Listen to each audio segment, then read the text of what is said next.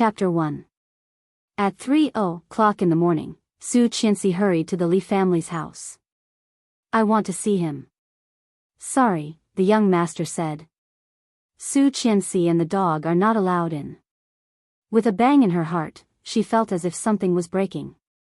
She yelled, "Li Xicheng, come out. Let's talk. I have nothing to do with Grandpa's death. I was knocked out. When I woke up, Grandpa was already dead." The security guard stared at the scar on her face coldly without saying a word. "Forget it," said a soft voice. A woman who looked to be in her late 20s was standing behind the gate. "He will not see you. Grandpa just passed away, and he needs peace." It was her, Li Xicheng's acknowledged lover and once her best friend, Tang Menjing. As Li Xicheng's female companion for 5 years, in the eyes of the media and the public, Tang Menjing had become Mrs. Li in their hearts, and Su Qianxi was just a decoration. She walked down the stairs step by step. The security guard opened the gate because of her arrival. Seeing this, Su Qianxi hated Tang Menjing even more. "You two, go do something else. I want to talk to her alone." The two security guards looked at each other and quickly nodded. "I did not kill Grandpa." "I know." "Of course, you did not kill Grandpa." Tang Menjing smiled and walked outside. Soon, she came to the pond opposite the Tang family's house. There was a road in front of the Tang family's house. There was a pond on the other side of the road. There were no street lights on the other side, so it was extremely difficult for Tang Menjing to tell where she was. Hearing that, Su Qianxi felt something was wrong and hurried to follow her. "What do you mean?" "Of course, you did not kill Grandpa. You were knocked out by me. How could you have killed him?" Su Qianxi stared at her with her eyes wide open. "Was it you?" "Shoo." Tang Menjing put a finger on her lips and smiled proudly. "It was really you. You bitch, Grandpa was so nice to you. Why did you?" "Nice?" Tang Menjing sneered. "If it were not for that old man, I would be the one marrying Brother Xicheng instead of you. He watched me grow up, and he just doesn't like me. That old man should have died a long time ago. You're too scary. I'm going to tell them." Su Qianxi was about to leave, but Tang Menjing was not afraid and sneered, "Do you think they will believe it?" Su Qianxi stopped where she was. "Just like how you tried to explain that you did not drug Brother Xicheng. Who would believe you?" Su Qianxi suddenly turned around and looked at her incredulously. Tang Menjing enjoyed her expression. "Just like how you said you didn't set me on fire. Who would believe that?" "What do you mean, Tang Menjing?" Something flashed in Su Qianxi's mind. "It's you." "Yes, it's me." Tang Menjing sneered. "But so what? Do you remember when you came to my house? I almost died from gas poisoning. You said you didn't do anything. Who would believe that?" Later, Xicheng was kidnapped by a cult and almost burned to death in an abandoned warehouse. Everyone saw that I saved him, but you passed out at the scene. Who would believe that you didn't set the fire? Su Qianxi was caught off guard when the past was mentioned, and she subconsciously reached out to touch her face. She tried to push Li Xicheng out of the fire, but it was too late for her to escape. The fire destroyed half of her face and her entire life. She was the illegitimate daughter of the Su family. When she came back to the Su family at the age of 18, she knew that the man she was going to marry was called Li Xicheng. However, she did not know that he had a childhood sweetheart named Tang Menjing. Since she married him at the age of 20, she had been constantly compared to him. Tang Menjing was dignified and generous, while Su Qianxi was rude. Tang Menjing was kind and beautiful, while Su Qianxi was cruel. Tang Menjing had studied abroad and married Li Xicheng before she graduated from college. Su Qianxi had foolishly regarded Su Qianxi as her best friend from the age of 18 to 25, not knowing that everything she had was ruined by Su Qianxi. Everyone knew that she was the one who drugged Tang Menjing at the wedding to stimulate Tang Menjing.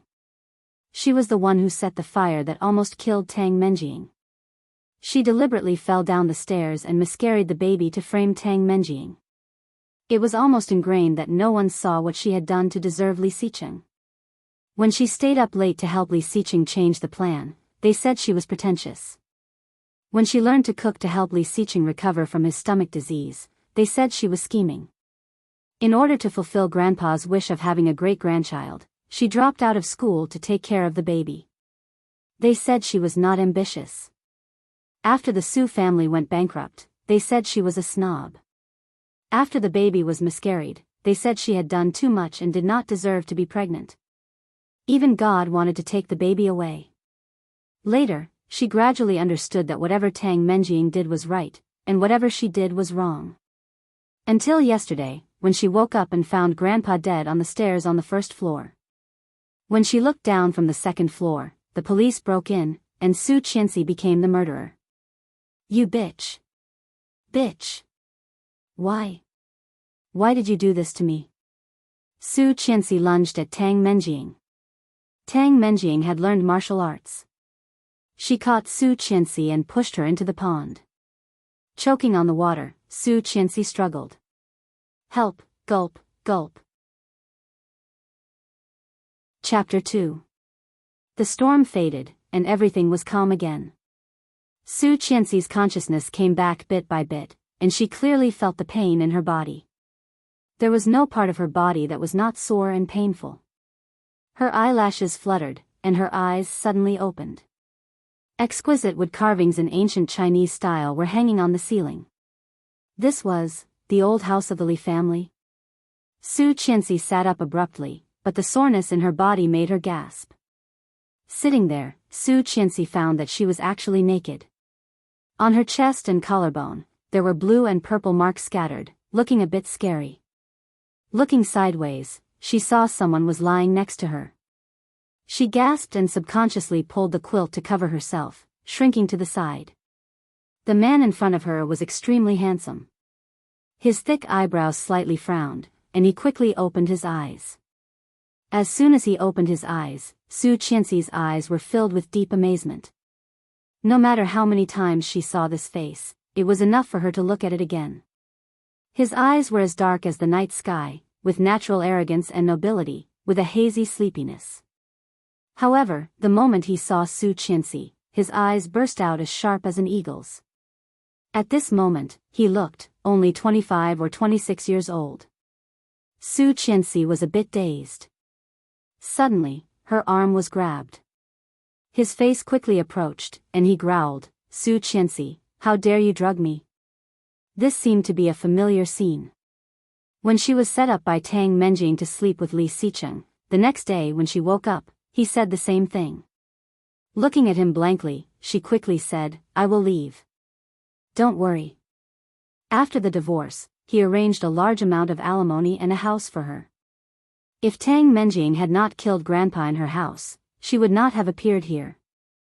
Although she was saved from the water, she did not think that he would want to see her. It must be another evil plan by Tang Menjing. Little did she know how much impact her words had on him. Leave? The woman who had tried so hard to sleep with him wanted to leave after drugging him and sleeping with him? Gazing at the woman, he found that she was not joking at all. There was no trace of her usual arrogance, rebelliousness, and unruliness. Her expression was calm and indifferent, like a person who had experienced despair, and all that was left of her was sorrow. Staring at her for a long while, he sneered and grabbed her hand. What are you playing at now? First, you drugged me, and now, you're playing hard to get? His voice was very pleasant to listen to, deep and mellow like a cello, but every word that came out of his mouth was filled with dense malice. The woman in front of him had skin whiter than snow, so fair and delicate that not a single pore could be seen. She had a pair of big, black grape-like eyes that were slightly panicked and dazed. She was looking at him like a frightened deer, not knowing what to do. I didn't. Let go of me. She wanted to pull her hand away but found that he was too strong. While he was struggling, the quilt in front of him slid down. He looked down and suddenly felt like thousands of ants were crawling over him, making him very uncomfortable. Damn it. He tried to force himself to look away. Su Qianxi blushed and quickly pulled the quilt over to cover herself. Although she had been married to him for 5 years, she had only had sex with him once. That time, she had only succeeded because Tang Menjing had drugged her. Since then, he had regarded her as a virus. He did not even want to sleep in the same room with her, let alone touch her. At this moment, they were naked, and Su Qianxi's face was as red as blood. Let go of me, Li Xicheng. You can even eat an ugly girl like me. Did Tang Menjing not satisfy you? Su Qianxi was angry. Tang Menjing? So, you still know that you are ugly. Li Xicheng sneered and looked at her panicked eyes. Under her fair nose, her lips were slightly open, moist and full. It was easy to think of one word, suitable for kissing. Swallowing hard, he stared at her lips, and his eyes became deep and mysterious. Su Qianxi suddenly felt humiliated. If it were not for Tang Menjing, she would not have been disfigured. Let go of me. Su Qianxi moved, and Li Xicheng could not help hissing. Don't move. He growled. Ha. Su Qianxi sneered. You want a woman? Go to Tang Menjing. You want an ugly girl like me? Li Xicheng, aren't you a bit too hardcore? Saying that, she felt sad and her eyes became red. For so many years, she had been compared to Tang Menjing in every way. She was not as good as Tang Menjing in every way. Tang Menjing was a fairy, and she was dust on the ground. This feeling was absolutely not good. Li Xicheng's eyes became darker. Holding her hand, he pressed her under him. You want me to go to Tang Menjing for everything? Then why do I need you as my legal wife? Su Qianxi was dazed and suddenly widened her eyes. Legal wife? Seeing her expression, Li Xicheng sneered cruelly. The old man asked me to get that marriage certificate for you. Didn't he want me to have sex with you? He tried so hard to drug me, and then he played this trick on me? Huh? I did not. Su Qianxi was angry. Chapter 3. The storm faded, and everything was calm again. Su Qianxi's consciousness came back bit by bit, and she clearly felt the pain in her body. There was no part of her body that was not sore and painful. Her eyelashes fluttered, and her eyes suddenly opened. Exquisite wood carvings in ancient Chinese style were hanging on the ceiling. This was the old house of the Li family. Su Qianxi sat up abruptly, but the soreness in her body made her gasp. Sitting there, Su Qianxi found that she was actually naked. On her chest and collarbone, there were blue and purple marks scattered, looking a bit scary. Looking sideways, she saw someone was lying next to her. She gasped and subconsciously pulled the quilt to cover herself, shrinking to the side. The man in front of her was extremely handsome. His thick eyebrows slightly frowned, and he quickly opened his eyes. As soon as he opened his eyes, Su Qianxi's eyes were filled with deep amazement. No matter how many times she saw this face, it was enough for her to look at it again. His eyes were as dark as the night sky, with natural arrogance and nobility, with a hazy sleepiness. However, the moment he saw Su Qianxi, his eyes burst out as sharp as an eagle's. At this moment, he looked only 25 or 26 years old. Su Qianxi was a bit dazed. Suddenly, her arm was grabbed. His face quickly approached, and he growled, Su Qianxi, how dare you drug me? This seemed to be a familiar scene. When she was set up by Tang Menjing to sleep with Li Xicheng, the next day when she woke up, he said the same thing. Looking at him blankly, she quickly said, I will leave. Don't worry. After the divorce, he arranged a large amount of alimony and a house for her. If Tang Menjing had not killed Grandpa in her house, she would not have appeared here. Although she was saved from the water, she did not think that he would want to see her. It must be another evil plan by Tang Menjing. Little did she know how much impact her words had on him. Leave? The woman who had tried so hard to sleep with him wanted to leave after drugging him and sleeping with him? Gazing at the woman, he found that she was not joking at all. There was no trace of her usual arrogance, rebelliousness, and unruliness. Her expression was calm and indifferent, like a person who had experienced despair, and all that was left of her was sorrow.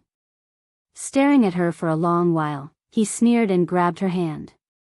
"What are you playing at now? First, you drugged me, and now, you're playing hard to get?" His voice was very pleasant to listen to, deep and mellow like a cello, but every word that came out of his mouth was filled with dense malice. The woman in front of him had skin whiter than snow, so fair and delicate that not a single pore could be seen. She had a pair of big, black grape-like eyes that were slightly panicked and dazed. She was looking at him like a frightened deer, not knowing what to do. "I didn't. Let go of me." She wanted to pull her hand away but found that he was too strong. While he was struggling, the quilt in front of him slid down. He looked down and suddenly felt like thousands of ants were crawling over him, making him very uncomfortable. Damn it.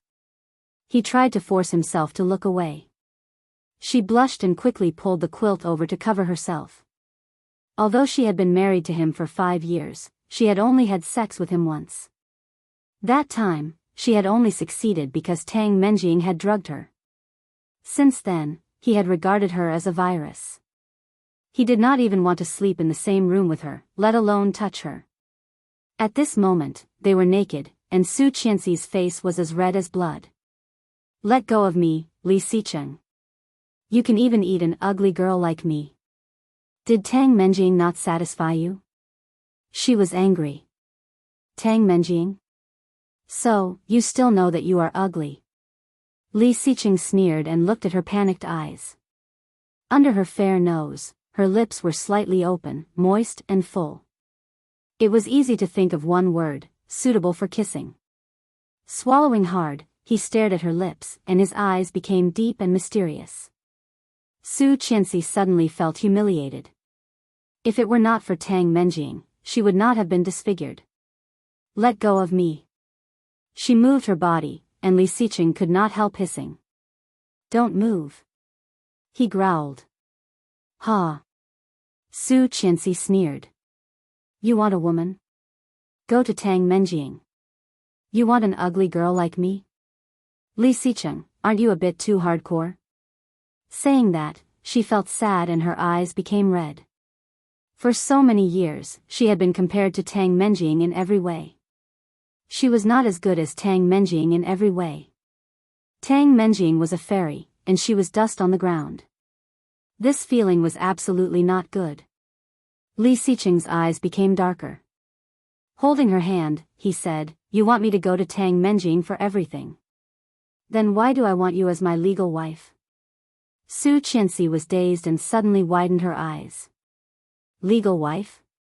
Seeing her expression, Li Xicheng sneered cruelly. "The old man asked me to get that marriage certificate for you. Didn't he want me to have sex with you? He tried so hard to drug me, and then he played this trick on me?" "Huh? I did not." Su Qianxi was angry. Li Xicheng did not seem to hear it. Holding her chin with his big hand, he asked, "Do you know what a legal wife is?" Su Qianxi stared at him and did not speak. "A legitimate tool." Lifting her chin, he kissed her. Su Qianxi's eyes widened and she struggled desperately. "A legitimate tool?" She struggled even harder, turned her head away, and yelled, "Li Xicheng, we are divorced. You are raping me." Li Xicheng paused slightly. His dark eyes flashed with doubt, and his eyebrows furrowed. Divorce? They had only been married for 3 days, and this woman was already thinking about divorce? What was she playing at? "Let go of me." Su Qianxi did not notice his reaction. Struggling with all her strength, she sobbed and roared, "So dirty. Don't touch me. Don't touch me." His mouth and his body had been with Tang Menjing countless times.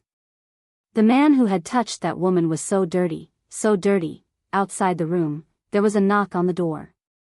"Brother Xicheng, are you up?" It was her, Tang Menjing. He calmed himself down and looked at the door. Su Qianxi took the opportunity and pushed him to the side of the bed. She rolled off the bed with the quilt wrapped around her body. If you don't want to talk, I'll come in. Tang Menjing's voice was sweet and lovely, like a little girl next door. However, only Su Qianxi knew how vicious she was. The door was pushed open. When Tang Menjing poked her head in, a big red pillow was thrown at her before she could see clearly. Li Xiqing's cold voice came, "Get out."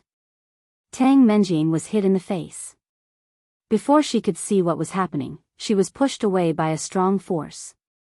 The door to the room was pushed shut and locked in one smooth motion. Li Xiqing turned around and looked at Su Qianxi, who had rolled herself up like a mummy. He felt angry and amused at the same time. What was this woman playing at? Su Qianxi's face was covered in tears, but when she looked down, she suddenly blushed again. Su Qianxi turned her head and covered her face. However, she found that her face had become very smooth. Afraid that she was wrong, Su Qianxi touched it several times. It was smooth and delicate. There was no scar left by the fire at all. Su Qianxi found that she was surrounded by red. The double happiness logo was pasted on the headboard, the door, and even the pillow that Li Xiqing had used to throw Tang Menjing was a festive red. The quilt. The bedsheet. Su Qianxi's eyes fell on the bedsheet. The light red bedsheet and the dried blood were particularly eye-catching. What did it mean?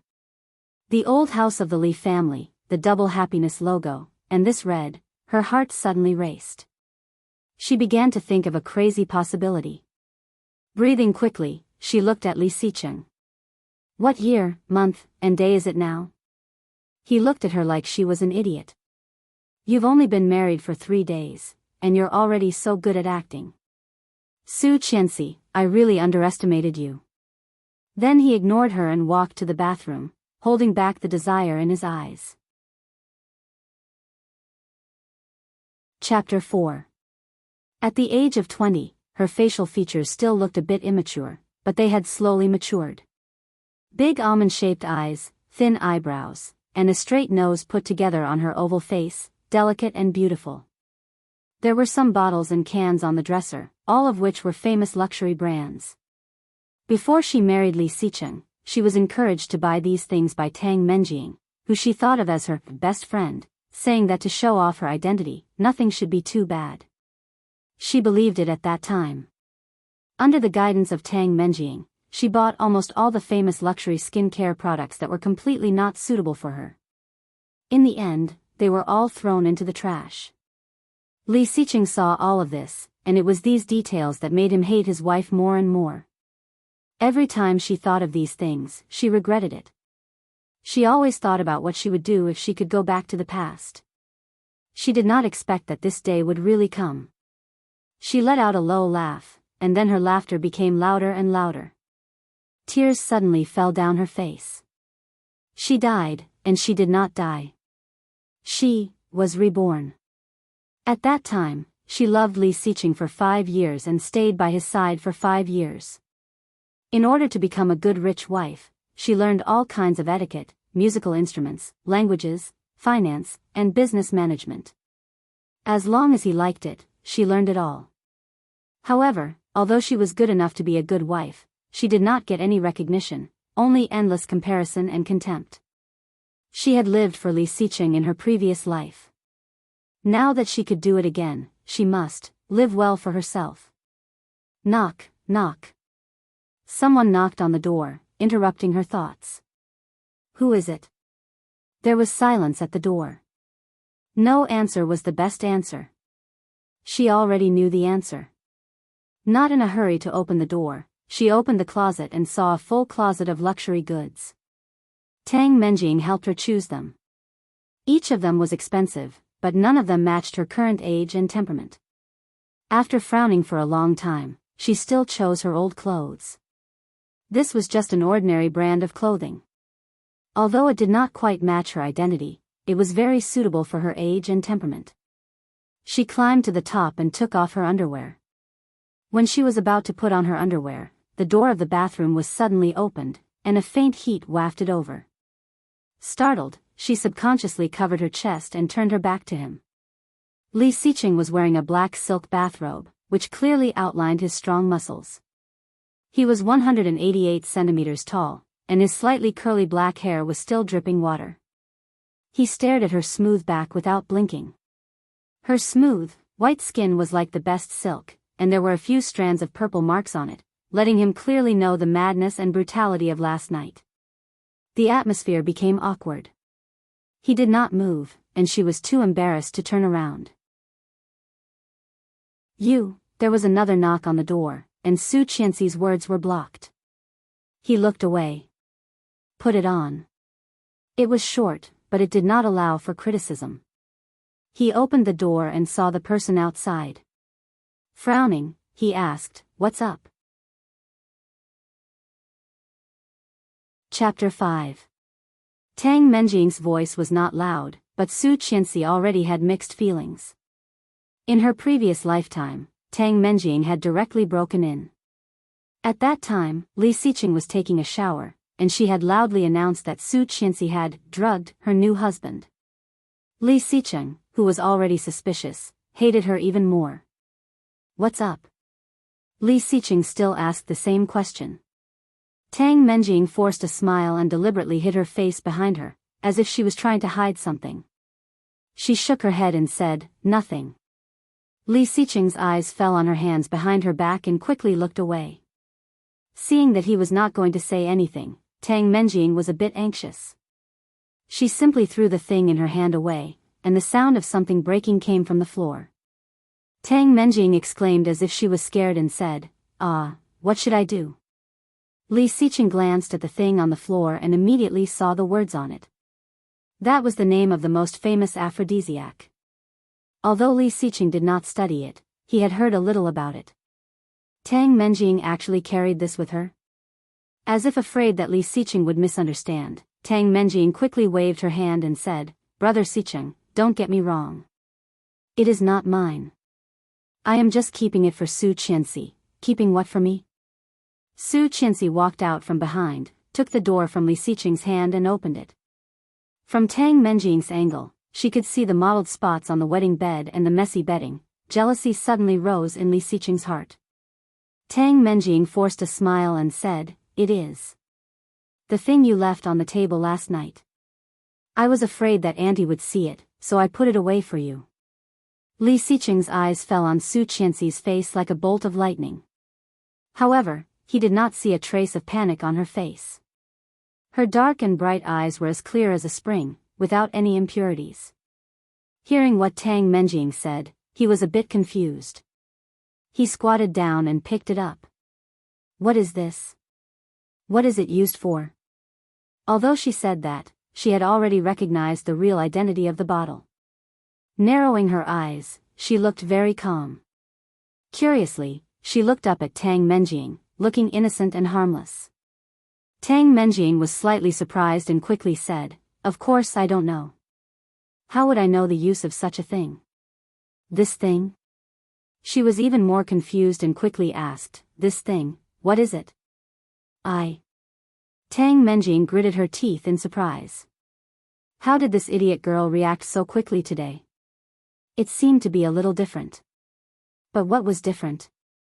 Looking down, Su Qianxi's face was pale and rosy. Her delicate and smooth skin was indescribably tender. At the age of 20, it was like a tender peach. From her angle, she could see the bruises under her neckline. Tang Menjing gritted her teeth, her heart burning with jealousy. It was this bottle of medicine that helped Su Qianxi successfully climb into his bed. However, her goal was not just to get Su Qianxi into his bed, but to make him hate her and hate her. Chapter 6. Did I pour a drink last night? Su Qianxi asked. You gave me those 2 drinks, didn't you? Tang Menjing's heart almost jumped out of her throat, looking at Su Qianxi in surprise. When did this woman become so smart? Not only did she not fall into the trap that she had set up, but she had also led her into the pit after many turns. Cold sweat dripped from her forehead. Looking down, Tang Menjing easily saw the mark on her collar. Gritting her teeth, she insisted, "You asked me to pour it, didn't you?"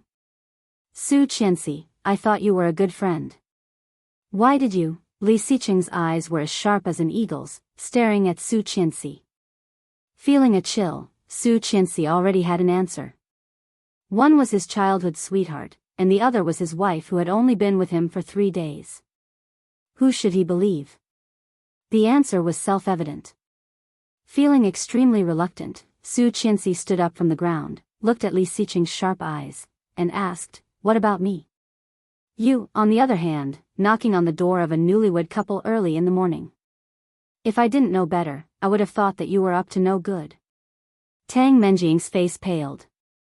Was this Su Qianxi still the same Su Qianxi? How come she had changed so much in just a few days? He had become calm, mature, and smarter.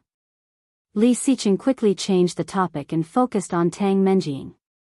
With such IQ and EQ, she was completely different from the unruly girl in Su Qianxi's memory.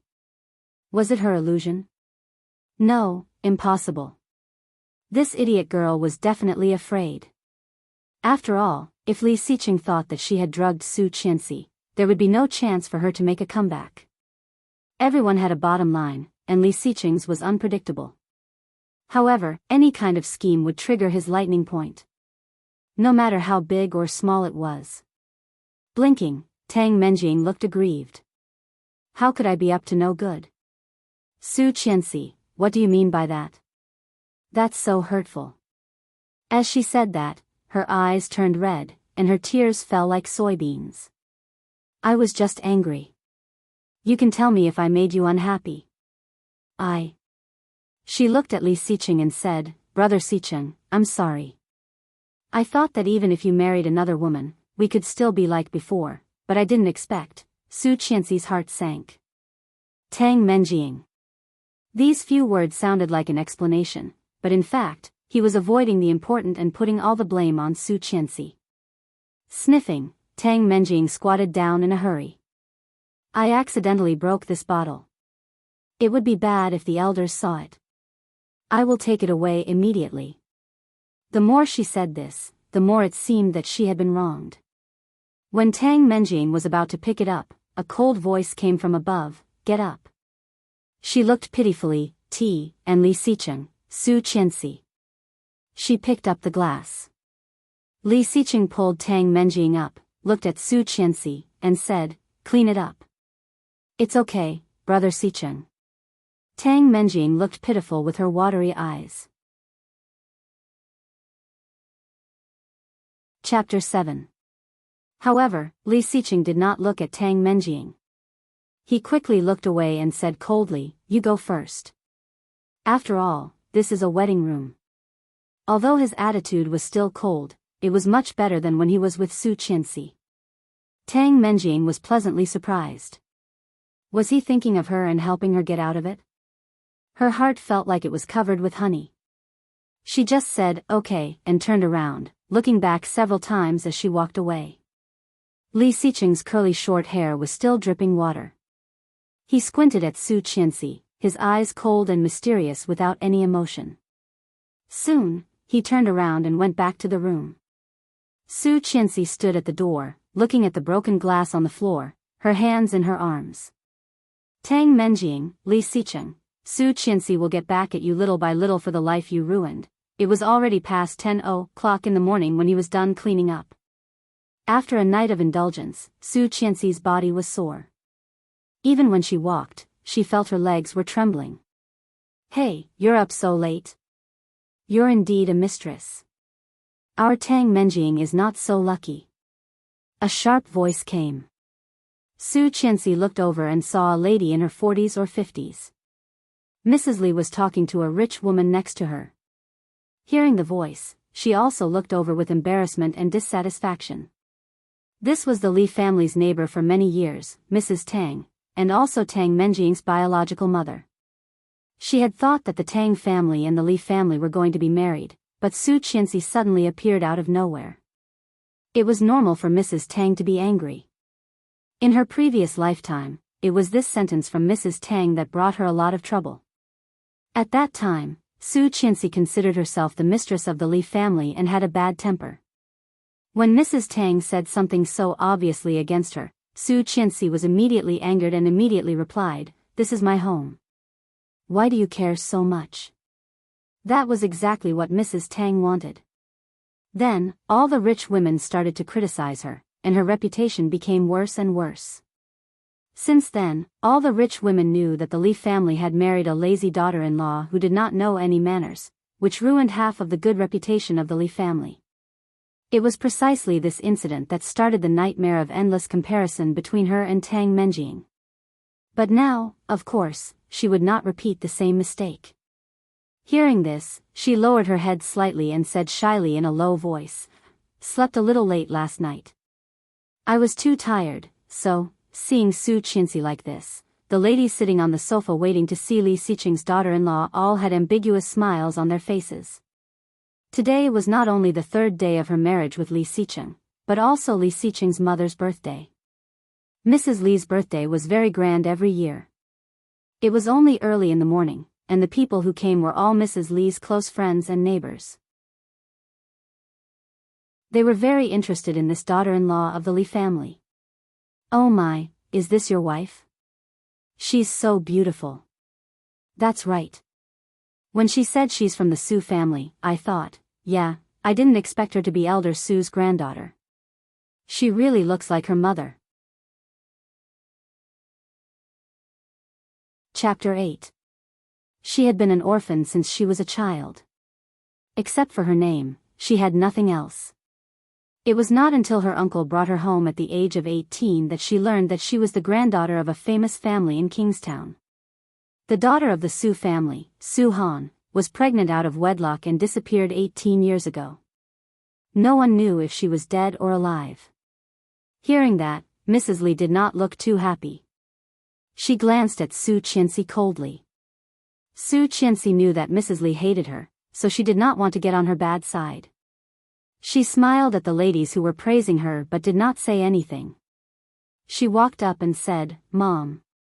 Mrs. Li did not want to be nice to her, but in front of so many people, she had to hold back her dissatisfaction. She nodded and looked at her expressionlessly. "Auntie, happy birthday." Tang Menjing's voice came with surprise and joy.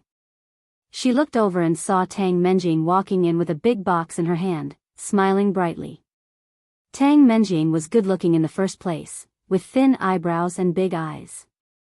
Her nose was straight and round, and her sharp chin seemed to have been deliberately cut with a knife. Her lips were pink, and her eyes were curved when she smiled. When Mrs. Li saw her, a smile immediately appeared on her expressionless face.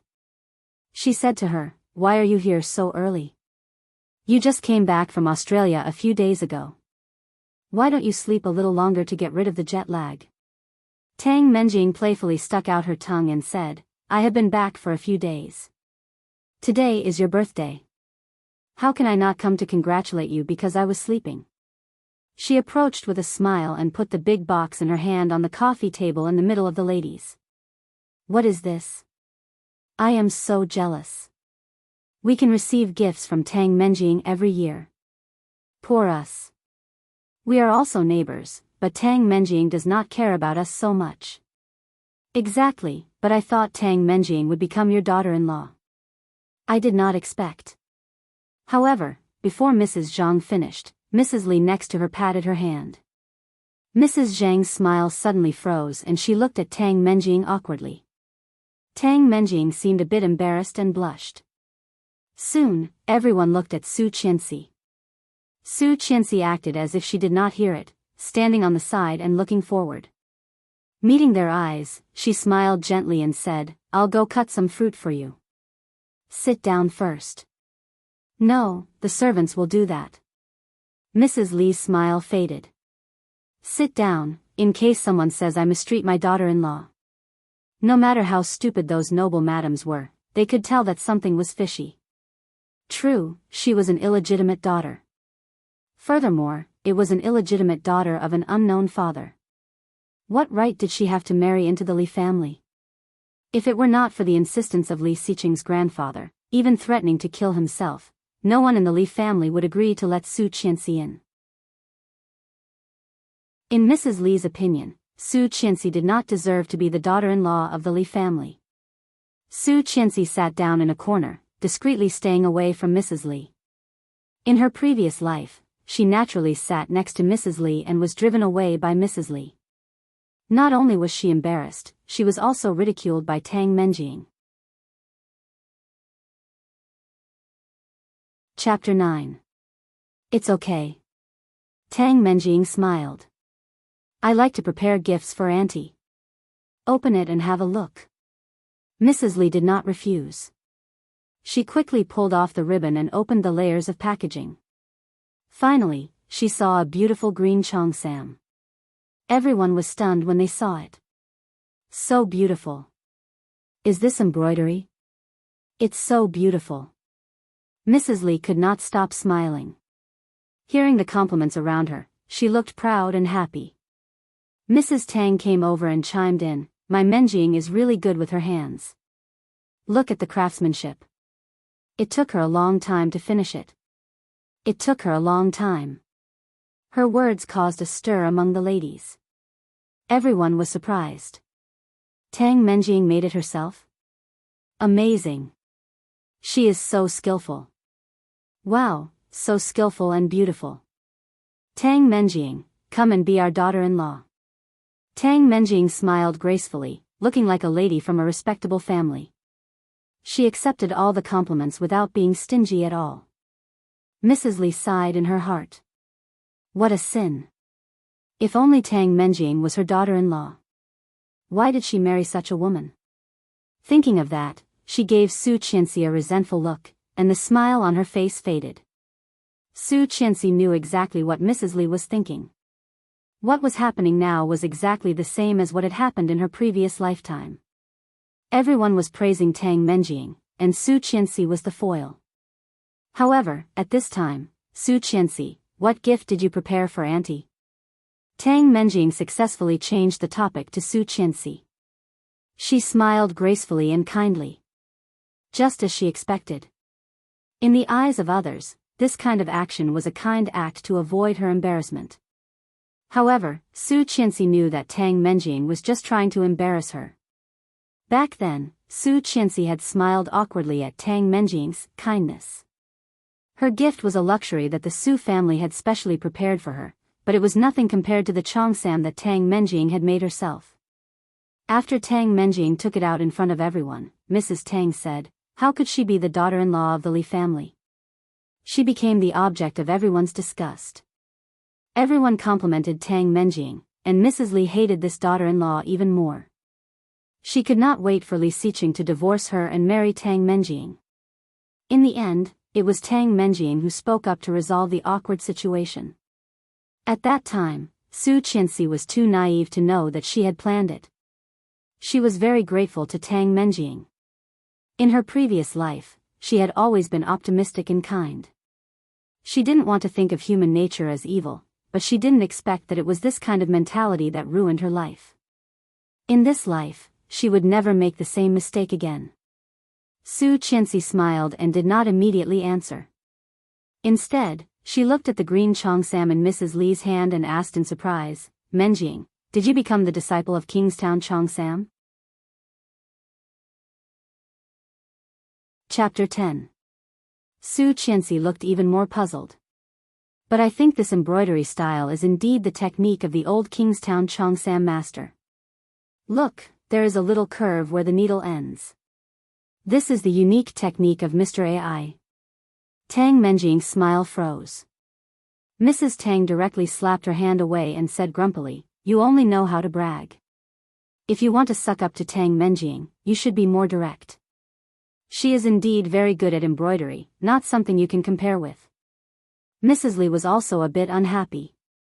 Looking at Su Qianxi coldly, she said, what do you know? You have only seen a few kipeos, and you are talking about embroidery. Don't embarrass yourself. Hearing that, Tang Menjing's expression softened a bit. Although he didn't know how this idiot girl knew, no one would believe the words that came out of her mouth. Sure enough, the rich ladies all looked at Su Qianxi with condemnation. Mrs. Li said, Tang Menjing spent so much effort to make a qipao for your mother-in-law. Isn't it inappropriate for you to say that? If you are good at it, you can give it to her, but don't slander her. That's too mean. I was wondering why your mother-in-law did not like you. Now I finally understand. With such a daughter-in-law, even I would not like her. Don't say that. Tang Menjing looked sympathetic. Su Qianxi did not do it on purpose. Maybe she made a mistake. What did she make a mistake? Mrs. Tang's voice was a bit sharp. If she made a mistake, how could she say that? If she made a mistake, she would go to heaven. Su Qianxi glanced at Mrs. Tang coldly and said, Mrs. Tang, this is indeed Mr. Ai's work. I have proof. Mrs. Tang sneered and looked disdainful. I thought the Su family brought you back and taught you for 2 years. Now I finally know. You are a bitch in your bones. No matter how much you are taught, you will never make a difference.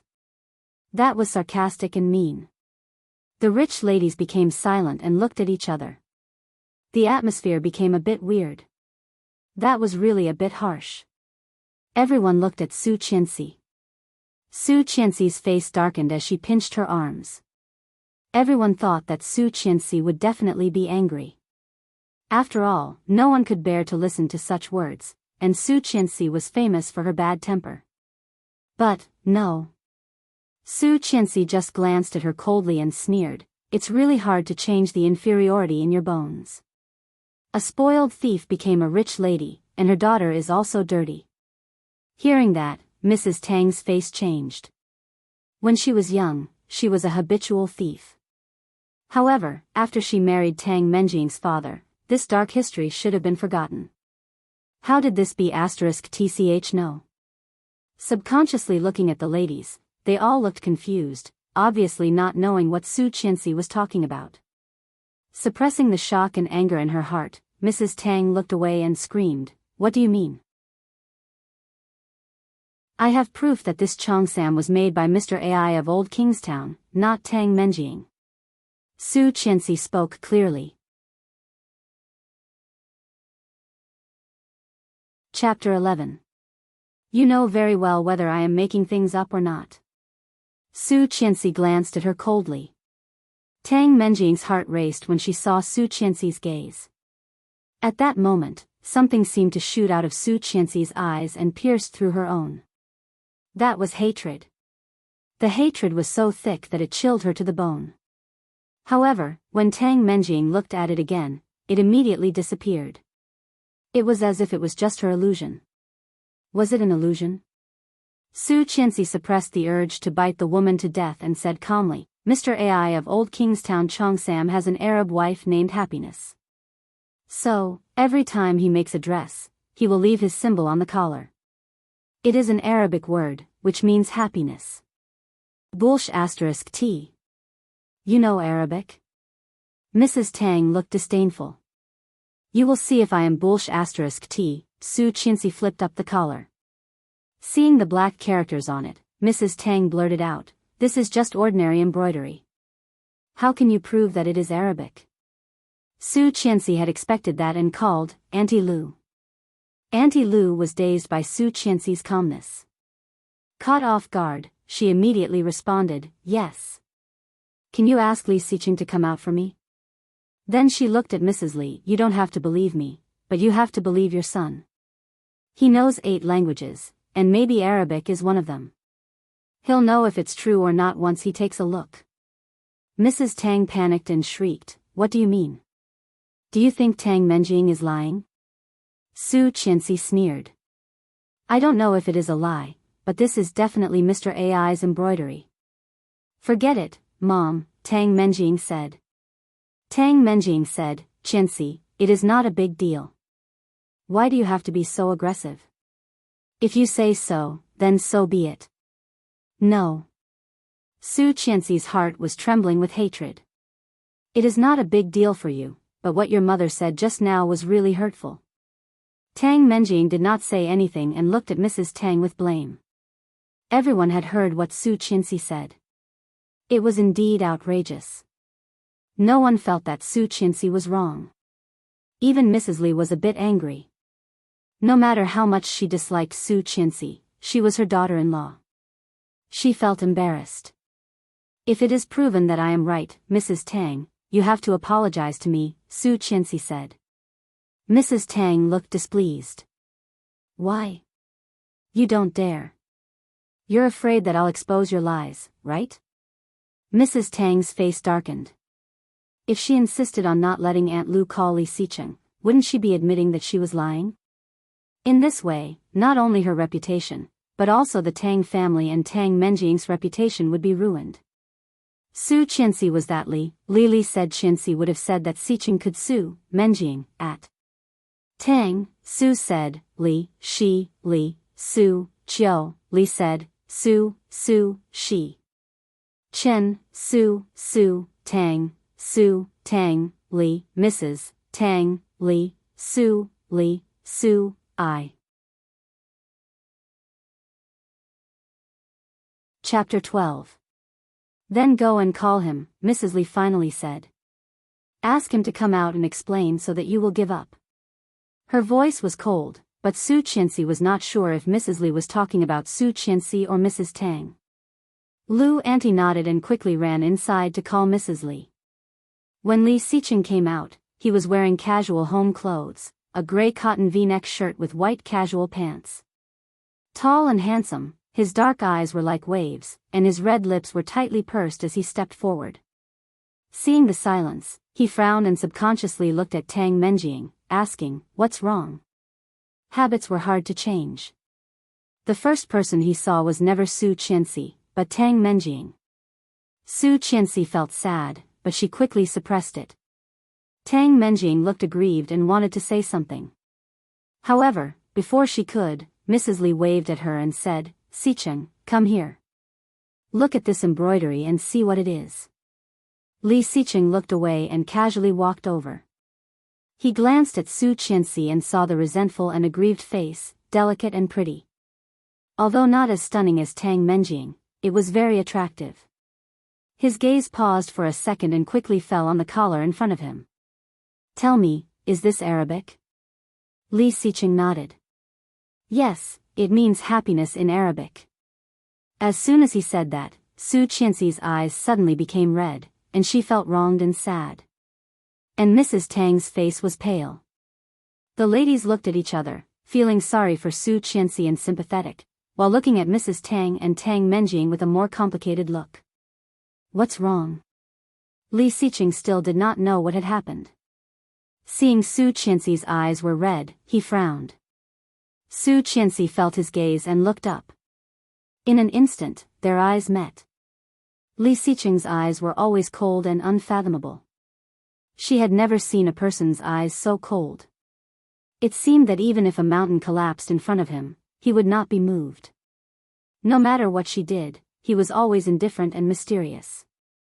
It was also this pair of eyes that caused her to sink into depravity for a lifetime and suffer for a lifetime.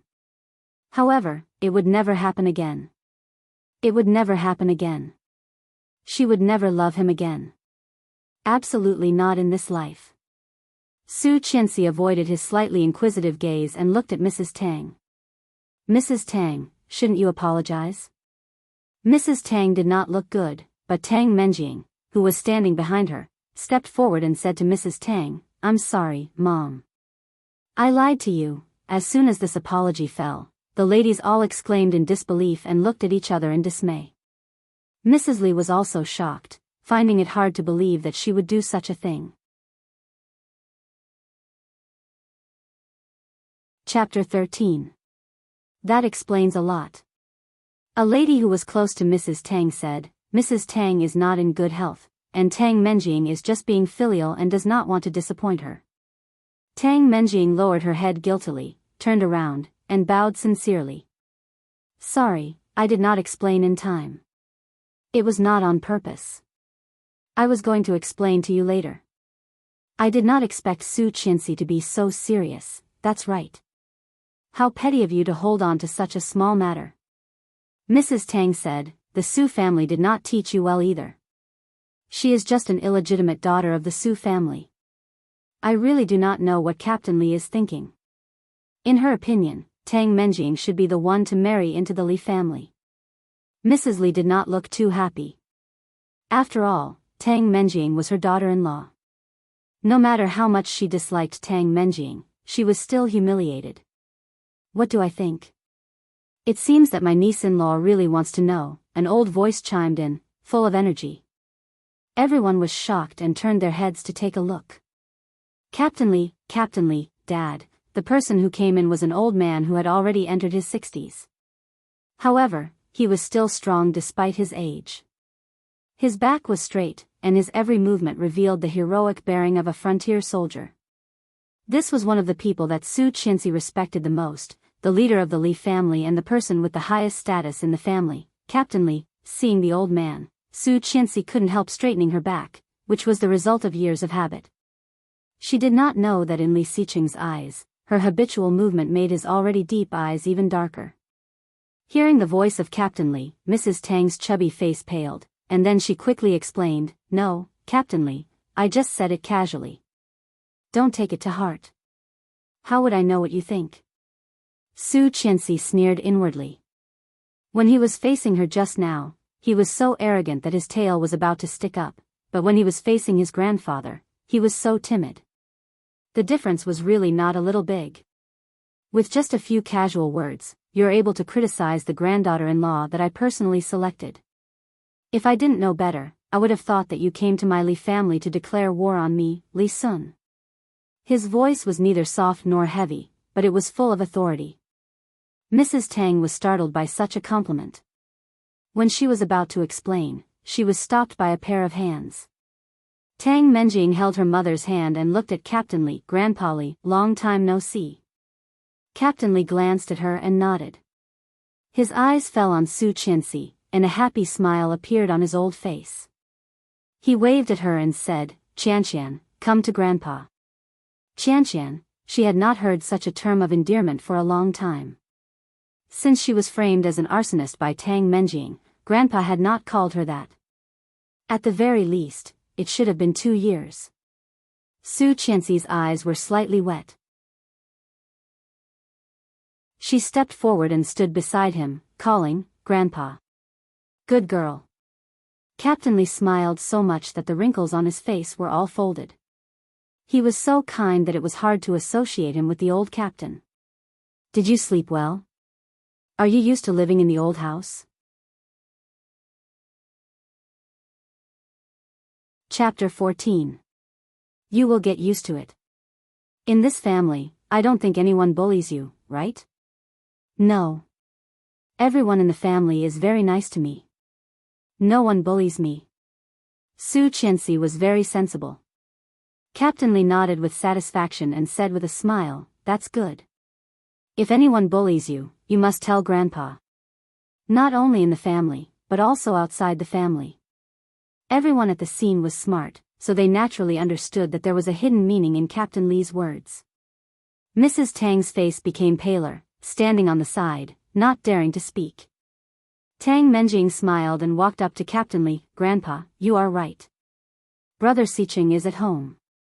Even outside, I will be there. You can rest assured." Captain Li heard that, glanced at her, sneered, and said, "It is good that you can think that way." Tang Menjing smiled and was about to say something, when Captain Li suddenly turned his head and looked at Li Xiqing, who had been silent. "Xiqing." The sudden change made Tang Menjing swallow the words she was about to say. She could not say it, but she could not say it either. She was extremely embarrassed. "Grandpa." Li Xiqing was still calm, standing in the corner like an immortal who had nothing to do with him. Hearing Captain Li's voice, he walked over and appeared in the center of everyone's sight. "If I remember correctly, today should be the 3rd day of your wedding, right? Why don't you take your wife home?" Pursing his lips, Li Xiqing was obviously reluctant. However, seeing his grandpa's stern look, he had to agree. "Yes, I am." "Humph, I know you well." Captain Li patted him on the shoulder. "Don't embarrass the Li family." "Okay." Li Xiqing put his hands in his pockets, squinted at Su Qianxi, and slowly walked into the room. The ladies all looked at each other. Everyone could tell that Captain Li was protective of Su Qianxi and did not like Tang Menjing. Captain Li had embarrassed Mrs. Tang and Tang Menjing in public, but he had supported the illegitimate daughter of the Su family. If this got out, everyone would have to respect Su Qianxi, not to mention bullying her. After all, Li Sun's reputation was much more useful than the Li family's. Today is your mother's birthday. Didn't you prepare a gift? Hurry up and take it out, Captain Li kindly reminded him. She nodded and walked quickly to the room. The present was prepared by the Su family. It came with her dowry and was kept in the cabinet in her room. However, as soon as she opened the door, she saw Li Xiqing picking out clothes with his upper body bare. She blushed, pushed the door half closed, and quickly walked to the cabinet where the gifts were placed, deliberately not looking at him. He walked to the side of the cabinet where the gifts were placed. When he turned around, he suddenly bumped into a wall of flesh. She exclaimed and subconsciously stepped back. However, the cabinet was short, and when she stepped back, her leg was hit and she fell down. However, when Su Qianxi thought she was going to fall, a long and powerful arm wrapped around her waist. Chapter 15. Su Qianxi's heart skipped a beat, but her reason made her come back to reality. Standing up, she pushed him hard. Her hand touched the smooth and delicate skin, and the well-defined muscles, and her face suddenly burned. This man was a monster. Not only was his face good-looking, but even his skin was the tan that many people dreamed of, and even his body. Thinking of the magnificent thing in her mind, Su Qianxi couldn't help but twist uncomfortably, shaking her head hard, trying to get rid of the dirty thoughts.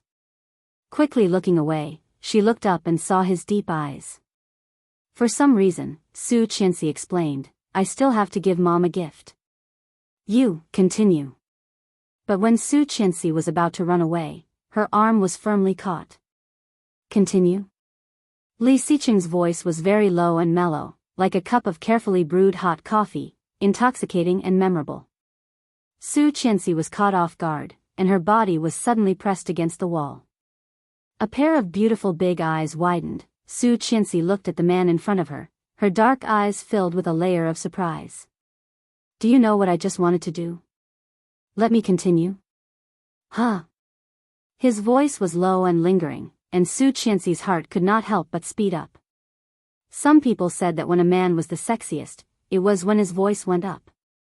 She did not know about other women, but she was so nervous. Looking at his dark and deep eyes, Su Qianxi swallowed and timidly said, Don't you want to change clothes?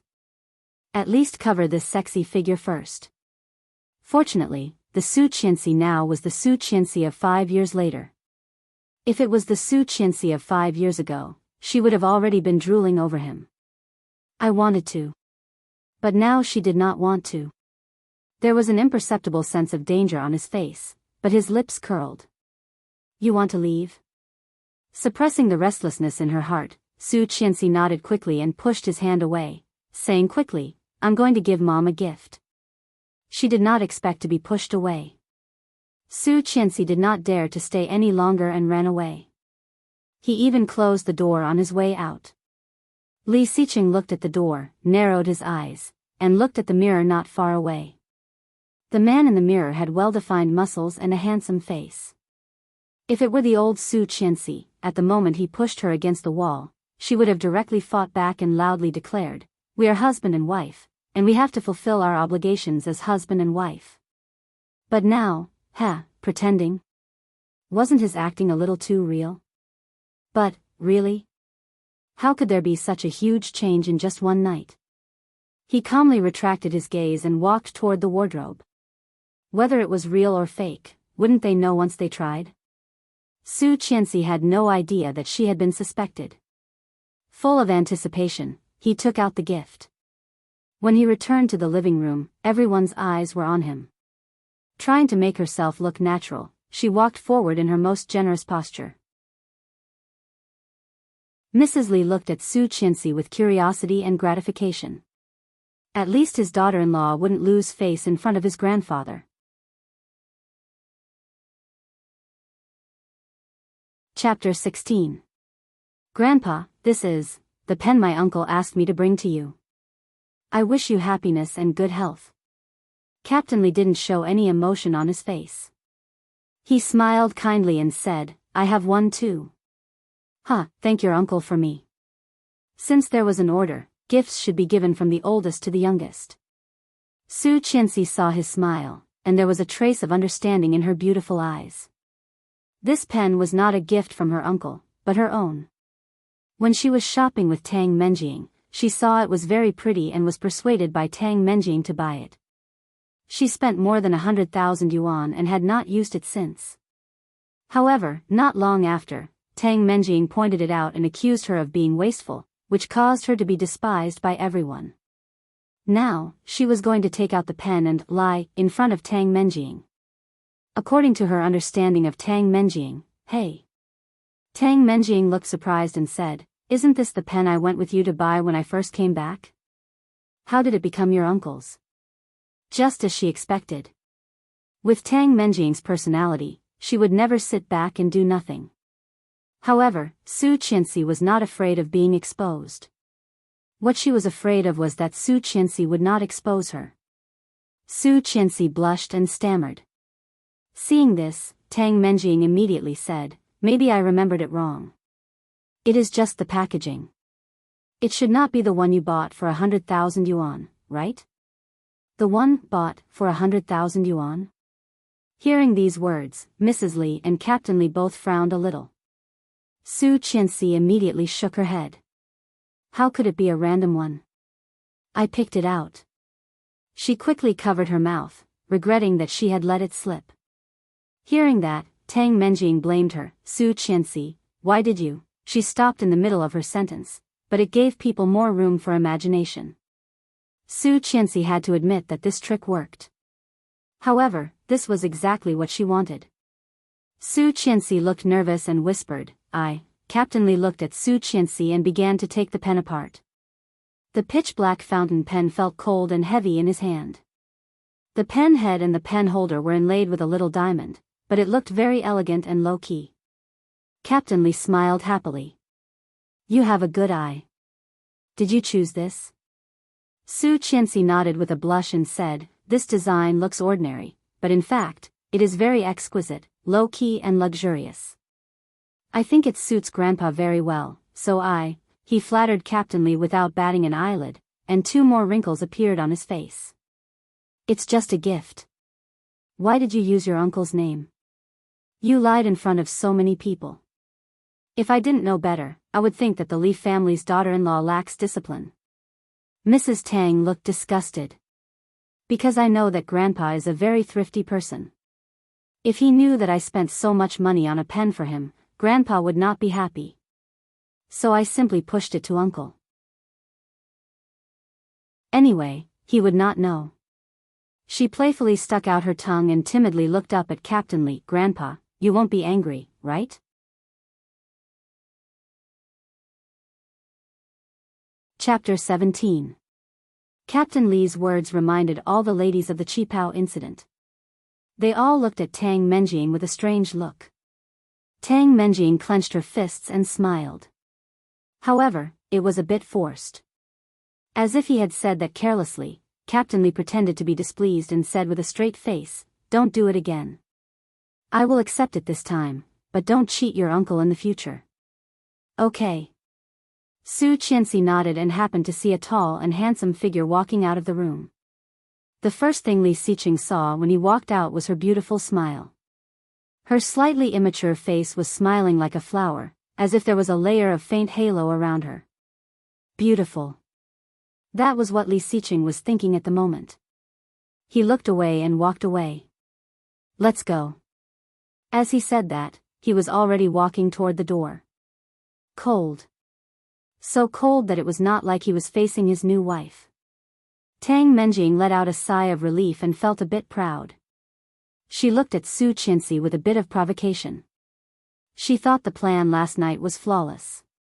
She just needed to add fuel to the fire, and Su Qianxi would no longer be able to stand straight in front of Li Xiqing. At that time, no matter how much this idiot girl tried to please the old man, it would all be in vain. After all, she was married to Li Xicheng, not Li Sun. Tang Menjing would be the second wife of the Li family sooner or later. Seeing Li Xicheng like this, Captain Li sighed inwardly. It seemed that it would take some time for them to get to know each other better. Su Qianxi was already used to it. She looked at Mrs. Li apologetically and said, "Mom, I'm sorry. Your gift, go." Mrs. Li had a smile on her face. She had changed a lot about Su Qianxi. It seemed that this daughter-in-law was not as bad as she had imagined. Li Xicheng did not take the driver with him.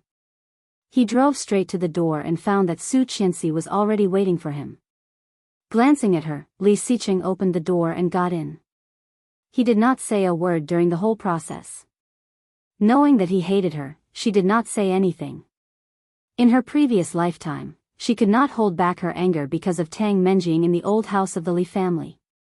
Captain Li did not even go into the hall, so Su Qianxi did not know that Captain Li knew everything. Thinking about it, it should be because of that incident that Captain Li did not ask Li Xicheng to go home with him. In the end, Su Qianxi called the Su family and remembered that she was supposed to go home that day.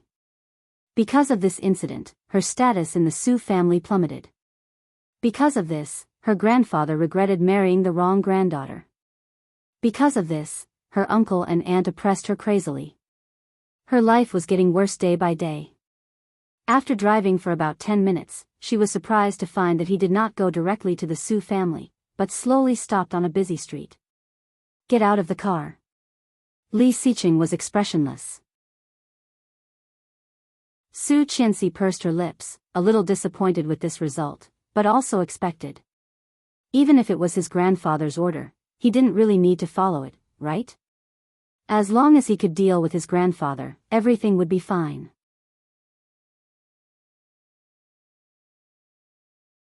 Chapter 18. As soon as she touched the doorknob, the man next to her said again, "I'll give you 20 minutes to change." Su Qianxi was dazed and glanced down at herself. She was wearing her favorite outfit. It was not a famous brand, and the quality was only above average, but it was very suitable for her temperament. She did not want to throw it away when she moved, so she brought it with her luggage to the Li family. She did not expect that he would even notice such a detail. "Take it." Li Xicheng's expression was indifferent, and his voice was cold. He had already handed her a black card. Su Qianxi looked at the black card in his hand and was slightly dazed. He actually gave her money? Su Qianxi's heart trembled, and she looked up at his face incredulously. Li Xicheng's expression did not change at all, as if the 5 million black card he gave her was a trivial thing. However, it set off a storm in Su Qianxi's heart. She was not shocked by his generosity, but, in her 2 lifetimes, it was the first time he had given her something. Seeing her daze, Li Xicheng frowned unhappily. "Don't think that the Li family will not even buy you a set of clothes when you come to the Su family." Hearing this seemingly explanation, Su Qianxi subconsciously looked out of the car window and saw that it was the entrance of a mall. She immediately felt relieved. Sure enough, it could not be because of her. "Thank you." She took the card and got out of the car. Li Xicheng watched her walk into the mall, and there was a trace of thought in his dark eyes. It seemed that it was really different. Such an attitude did not seem to be fake. So, the Su Qianxi from a while ago was the one who pretended? Which side of her was her true self? Entering her favorite luxury store, Su Qianxi was stared at by all the salespeople as soon as she entered the door. Seeing the clothes Su Qianxi was wearing, the smiles on the salespeople's faces disappeared. Soon, they pouted with disdain and looked at Su Qianxi with disdain, as if she was a garbage collector entering a 5-star hotel. Su Qianxi felt a bit amused. Fortunately, Li Xicheng had reminded her to change. Otherwise, she would be laughed at by her aunt and cousins if she wore this to the Su family. However, he didn't care about the attitude of these salespeople. This was how the world was. People laughed at the poor but not at the prostitutes. Walking around, she was attracted by an exquisite dress in the center of the store. Just as she was about to reach out, a sharp female voice came from not far away. "Ah, don't touch it. That dress is very expensive." Su Qianxi turned her head and saw a salesgirl walking toward her, looking unhappy. Do you know how much this dress costs? How dare you touch it? What if you break it? Full of contempt, Su Qianxi asked, you don't allow people to try on clothes? Those who can afford it can, of course, try it. The salesperson's face was full of disdain. She glanced at the cheap clothes she was wearing and said coldly, I'm sorry, Mississippi. Please, I won't be seeing you off. Su Qianxi looked at the salespeople and felt a bit confused. She asked, is this how you treat your customers?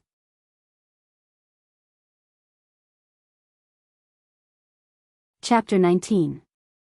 Did that mean she could not afford it? Su Qianxi smiled and was about to say something when she suddenly saw two people walking in side by side. What's going on? Did someone who could not afford it come here to force her to buy? The female voice was a bit sarcastic. It was a man and a woman. The man was tall and strong, and the woman was elegant and cool. When they walked in, the expression of the salesperson suddenly changed. She greeted them with a smile and said, Miss Lu, you're here.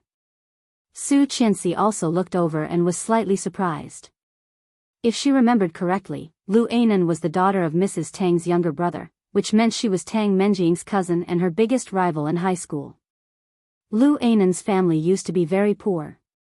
Later, when Mrs. Tang became successful, her family rose to fame and became a real nouveau riche. However, the man standing next to Lu Ainan was her first love when she was young. His name was Fu Lingbing, the most handsome guy in school. Not only was he handsome, he was also from a very rich family. Seeing Fu Lingbing, Su Qianxi was a bit dazed. She did not expect that she could see her first love again. However, at this moment, she had no feelings for him at all. However, she remembered that Lu Ainan later married a middle-aged rich businessman and had a son with tens of millions of yuan. She did not expect that the two of them had hooked up. Hearing the salesperson's words, Lu Ainan responded condescendingly, as if she was very satisfied with her flattery. Then she looked at Su Qianxi and said in surprise, Isn't this our campus belle, Su Qianxi? What a coincidence. You are also here to buy clothes? The salesperson quickly smiled apologetically and said with a fawning expression, So Miss Lu knows this person? Lu Ainan sneered, Of course I know him.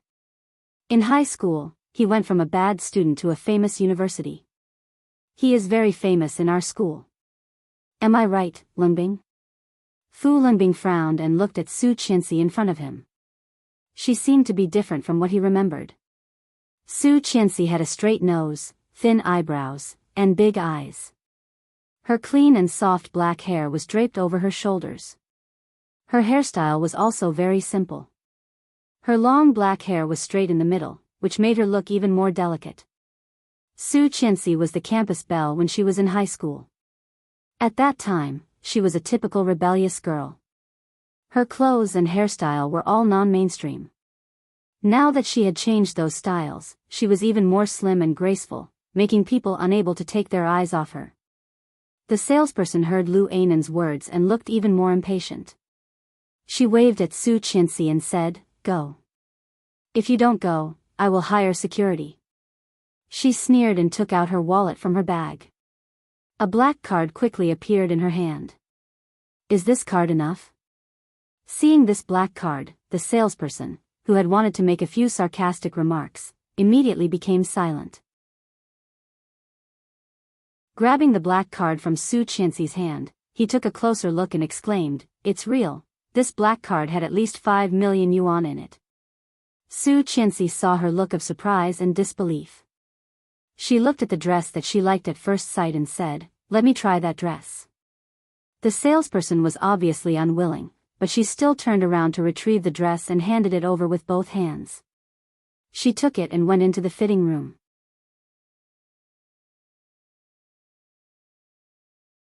Chapter 20. The shop assistant had a look of understanding on her face and flattered, So she's a mistress. No wonder. I was wondering how she could have this kind of card with her temperament and dressing. Exactly. This woman has been a slut since she was in high school.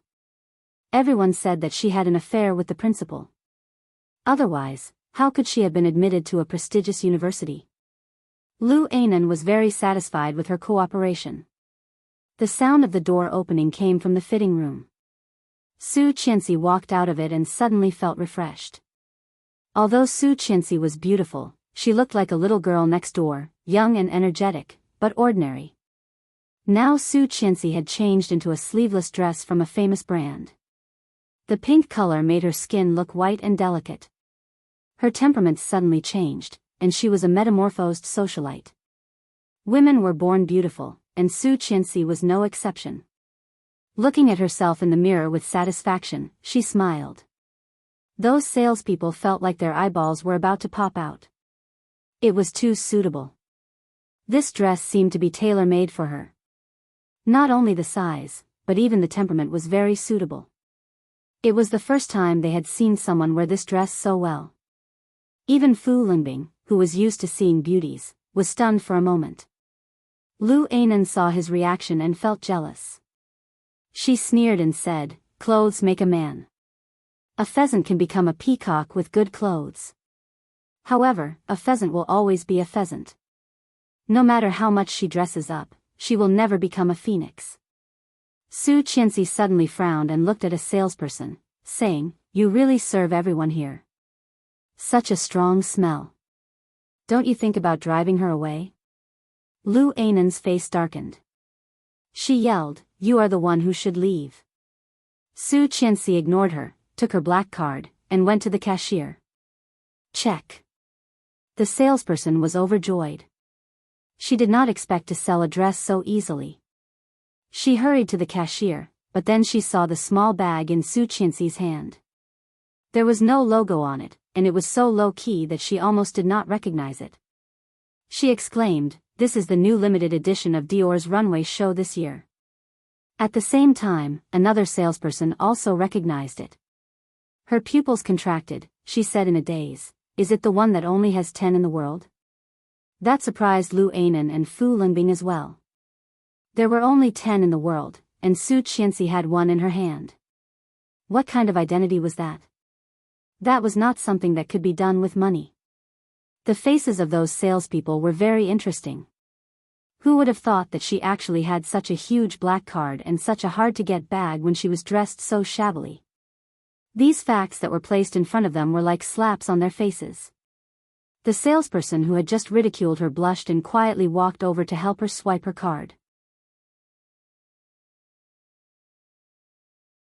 Chapter 21. Su Qianxi glanced at her coldly and immediately saw her jealous face. Curling her lips, she sneered, "Low quality, full of filth. I really don't want to admit that you were my classmate back then." Su Qianxi rolled her eyes with some arrogance and contempt. Su Qianxi was a bit smaller than Lu Anan, but at this moment, she gave Lu Anan an inexplicable sense of oppression. It had nothing to do with their height or looks. The difference in aura alone was enough to crush Lu Anan into the dust. Fu Linbing couldn't help but look at Su Qianxi again.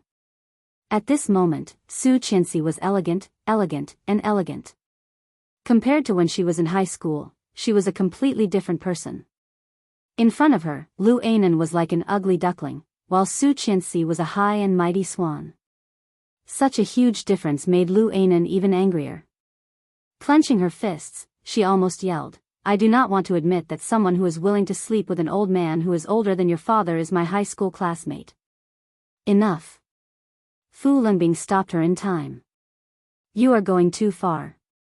Others might not know, but he was very clear that the Fu family was also a famous family. However, his sister had been eyeing that bag for more than half a year and had finally sold it, but she had not gotten one. Su Qianxi could actually get one and hold it in her hand, which meant that the person behind her was definitely not simple. In addition, Su Qianxi's temperament was completely different from before. No matter who she was, Su Qianxi was not someone they could afford to offend. However, Lu Anan did not know what Fu Linbing was trying to do. Throwing off his hand, she yelled, "Too far? Don't tell me your heart aches for her? Seeing that she has become so beautiful and awesome, are you planning to chase after her and be together with her?" Fu Linbing felt extremely embarrassed. He had never been so embarrassed in his life. Annoyed, he said, "Are you done? Let's go. This is too embarrassing." Su Qianxi sneered and decided to ignore her. Competing with this kind of person was simply degrading. Han Sen quickly swiped his card and signed. When he was ready to leave, Lu Anan shouted again, "You be *tch. Back then, you slept with the principal in exchange for a recommendation. Today, you sleep with the old man to buy luxury goods. You really can't change your ways."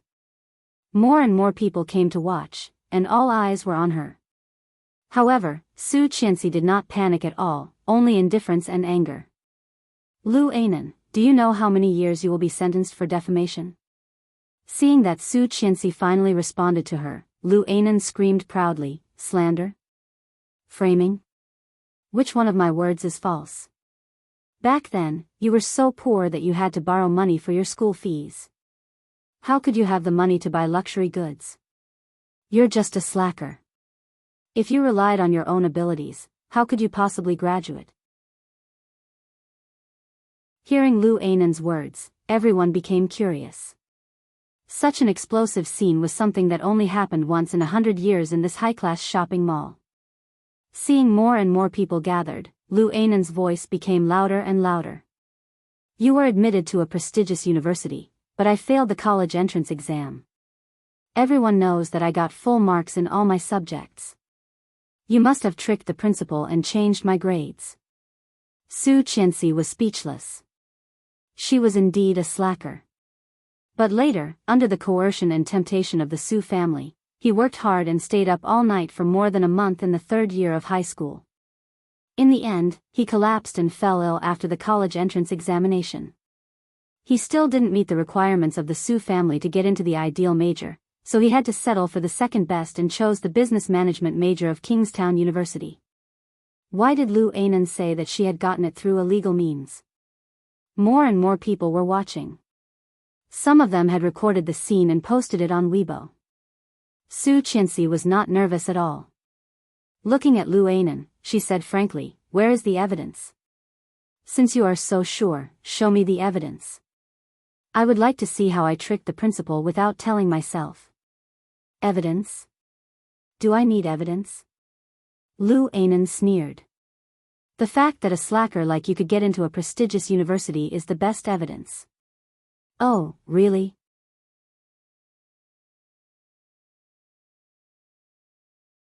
Chapter 22. "Oh, is that so?" A man's voice passed through the layers of sound waves, like a bass cello, deep and magnetic, followed closely by the steady sound of leather shoes. A tall figure came with his back to the light. He was tall and straight, imposing and cold. His eyes glanced at Lu Anan and immediately fell on Su Qianxi. Seeing her new outfit, there was a glimmer of light in his eyes, but it was gone in a flash. Presently, the salespeople were originally watching the commotion, but when they saw the tall and straight figure, they all stood up one after another, and their eyes clearly lit up. There was admiration, passion, and desire in their eyes. This was a godlike man. As the youngest eligible bachelor in Kingstown, Li Xiqing had always kept a low profile. He didn't expect that this busy man would personally come to the small shopping mall under his name. It really made everyone feel flattered. The sarcasm on Lu Anan's face suddenly disappeared, and her eyes were full of love. Presently, Fu Linbing looked at Li Xiqing, who was wearing casual clothes today, with admiration in his eyes. The passion in his eyes was obvious. "Yes," Li Xiqing responded quietly and looked at his watch. His lips moved and his face was cold. 20 minutes have passed. When he spoke, he was facing Su Qianxi. Seeing this scene, everyone was shocked. The president, who was usually so cold, was talking to this woman. Lu Anan was dazed and unwilling. She walked up to Li Xiqing and said, "President, do you know this woman?" Li Xiqing glanced at her coldly. "This woman's character is very bad. I advise you to stay away from her. This kind of woman knew how to use her body to exchange for education in high school. Now, she's even worse. I don't know who's keeping her. CEO Li, you and my cousin are childhood friends. I don't want you to be cheated by her. Seeing Lu Ainan warning Li Xiqing so seriously, Su Qianxi suddenly felt it was ridiculous. If she knew that the woman she was talking about was Li Xiqing's wife, how would she react? It must be very exciting. Thinking of Lu Ainan's expression, Su Qianxi curled her lips, which made Lu Ainan even angrier. Su Qianxi, how dare you smile? You're the one who's embarrassed now. Why don't I have the face to smile? Su Qianxi even more presumptuously raised her eyebrows and chuckled. Her little face, without any makeup, actually had an indescribable temptation. Li Xiqing suddenly felt his throat tighten, thinking of this morning when she stubbornly stared at him naked. His mouth felt dry. Heh, you've lost all your face, haven't you? The one who's been exposed in public is you, not me. Oh, really? She seemed to be in a good mood. Then take it that way. Lu Ainan was pissed off. His nonchalance made her even angrier. You. Lu Ainan wanted to say something but was interrupted. Tang Menjing is your cousin? Li Xiqing's voice was low and magnetic, with an indescribable charm. All the women who heard it felt their hearts beat faster. Hearing him talking to her, Lu Ainan was overjoyed.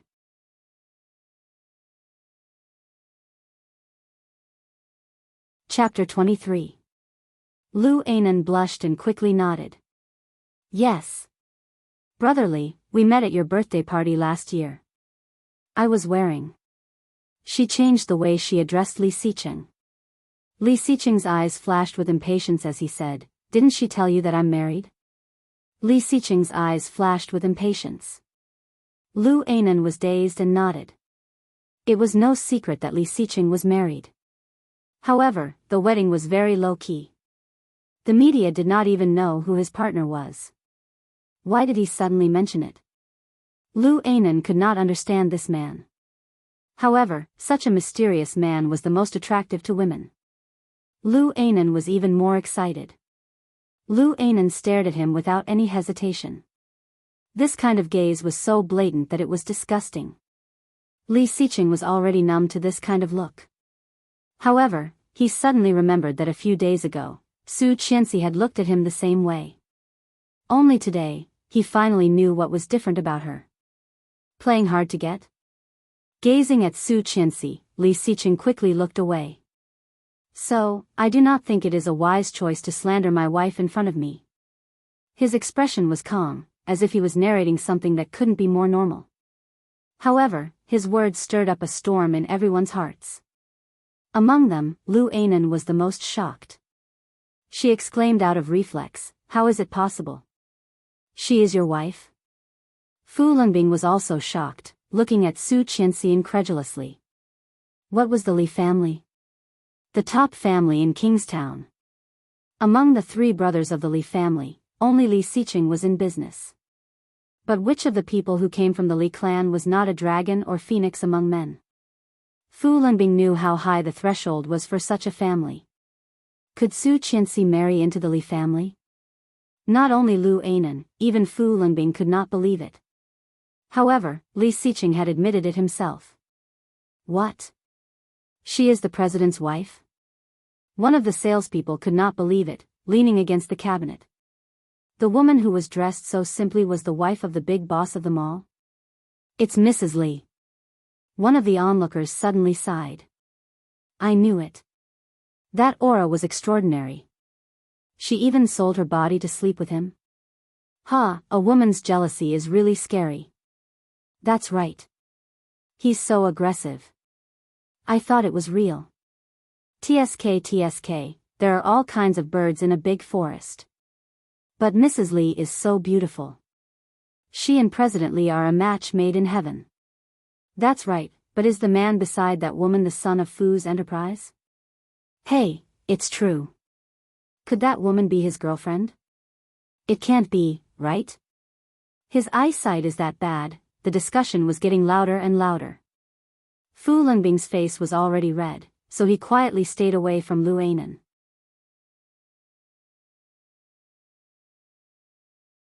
Chapter 24. What's going on? I heard someone is making trouble here. A few men in uniform walked in. Su Qianxi glanced at them coldly, curled her lips, and said, "Yes, police. Someone is maliciously slandering me." Maliciously slandering? They braved such hot weather to come here just for such a small matter. However, when she saw Li Xicheng, her impatient expression suddenly changed. She called, "Mr. Li." Seeing the police, Lu Ainan was dazed and immediately panicked. "Su Qianxi, you know very well whether I am slandering you or not. Which part of what I said was not true? You shameless woman, how dare you call the police?" "Well, go and tell the police." Su Qianxi's voice was gentle, and her face was calm. However, in her dark eyes, there was a hint of coldness. At that moment, her aura was so strong that it was eye-catching. "I don't have time to waste with you anymore. How dare you call the police? I am a relative of the Tang family. Brotherly, isn't my cousin your childhood sweetheart? How could you send her cousin to the police station?" Lu Ainan looked at Li Xicheng as if he was her last straw, hoping that he would stop Su Qianxi. After all, Tang Menjing had grown up with him. Everyone said that he and Tang Menjing were a match made in heaven, a handsome man and a beautiful woman, childhood sweethearts. The Tang family and the Lu family all thought that Li Xicheng would marry Tang Menjing. Now, even if they were not husband and wife, they would at least care about their relationship, right? However, she clearly underestimated how heartless Li Xicheng could be. That tall and straight figure that seemed to be surrounded by thousands of rays of light didn't seem to hear her at all. He looked up at his watch and urged, 1:00. She had said so much, but there was no response. Lu Ainan was not willing to give up and continued, "Brotherly, even if you do not respect my cousin, at least respect the Tang family. I am a cousin of the Tang family after all." Su Qianxi felt a bit sympathetic. This sentence really touched Li Xicheng's sore spot. "Are you threatening me?" Li Xicheng looked up and stared at Lu Ainan with his eagle-like eyes. Lu Ainan felt as if a bucket of cold water had been poured on her. She panicked and said, "No, did Director Sun pay you to watch the show?" Li Xicheng's voice was so cold that people couldn't help shivering. The policemen immediately took out their handcuffs and arrested Lu Ainan. "What's your relationship with the suspect?" A police officer looked at Fu Linbing. "No, we're fine." Fu Linbing had lost all his face today with such a big-breasted but brainless girlfriend. In addition, Lu Ainan had not only offended Su Qianxi, but also the man behind her. He couldn't afford to provoke such an existence, even if his entire Fu family were to be sacrificed. The only thing he could do now was to distance himself from Lu Ainan, the idiot. However, Lu Ainan sneered and screamed, "He is my boyfriend. He was the one who told me everything I just said. Do you want to wash your hands clean?" No way. They were in the same boat. If they were to die, they would die together.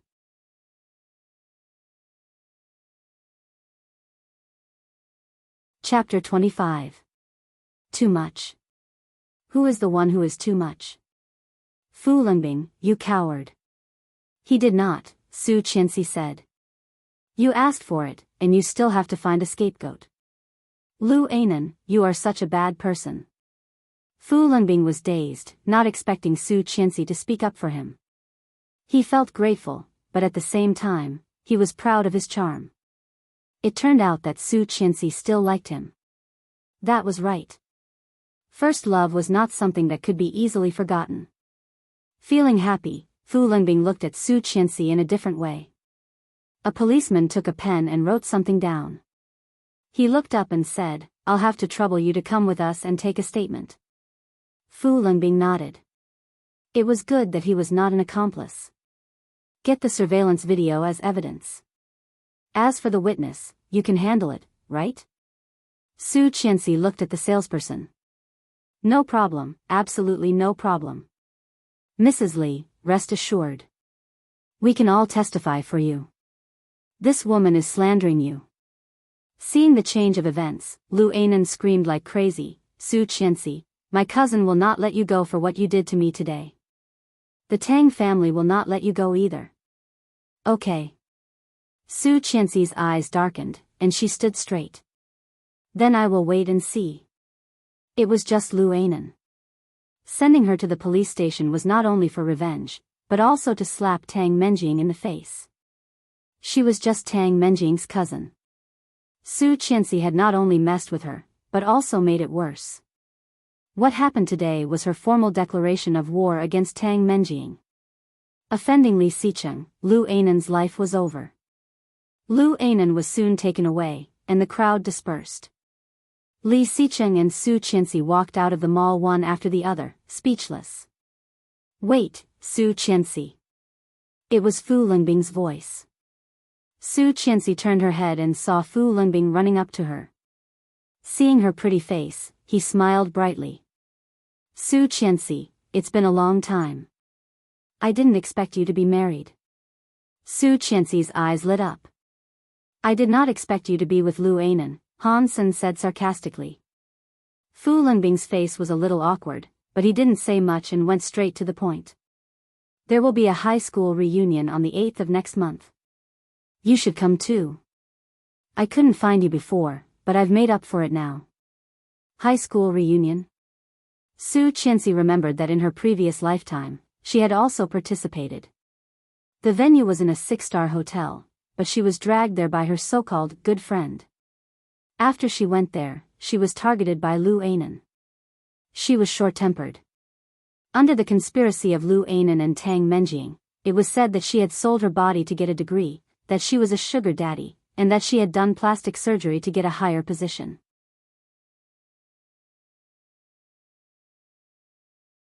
Chapter 26. However, he did not say a word.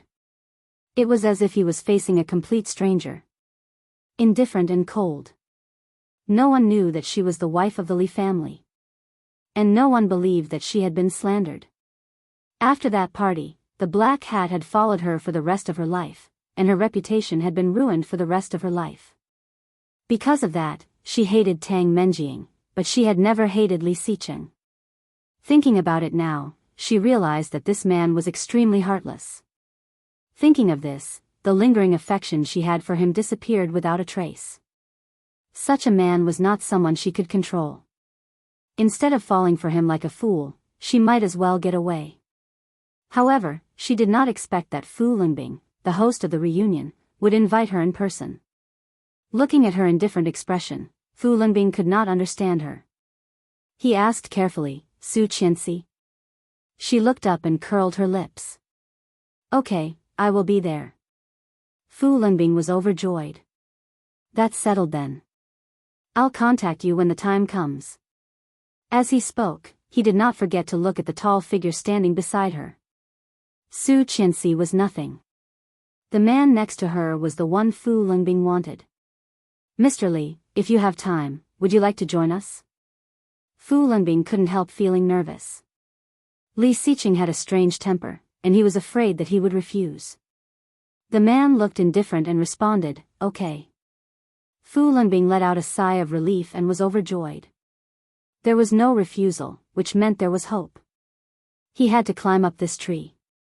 Back in the car, Li Xicheng took out a cigarette from the drawer, lit it up, and slowly smoked. White smoke came out of her red lips, adding a layer of mystery to Li Xicheng's already handsome face. His movements were as elegant as a character in a painting. However, Su Qianxi knew that he was thinking about something. Li Xicheng did not smoke easily, but whenever he encountered something he could not understand, he would light a cigarette and slowly sort it out. However, what was he thinking about? Su Qianxi had a feeling that maybe it had something to do with her. However, on second thought, she felt that she was overthinking.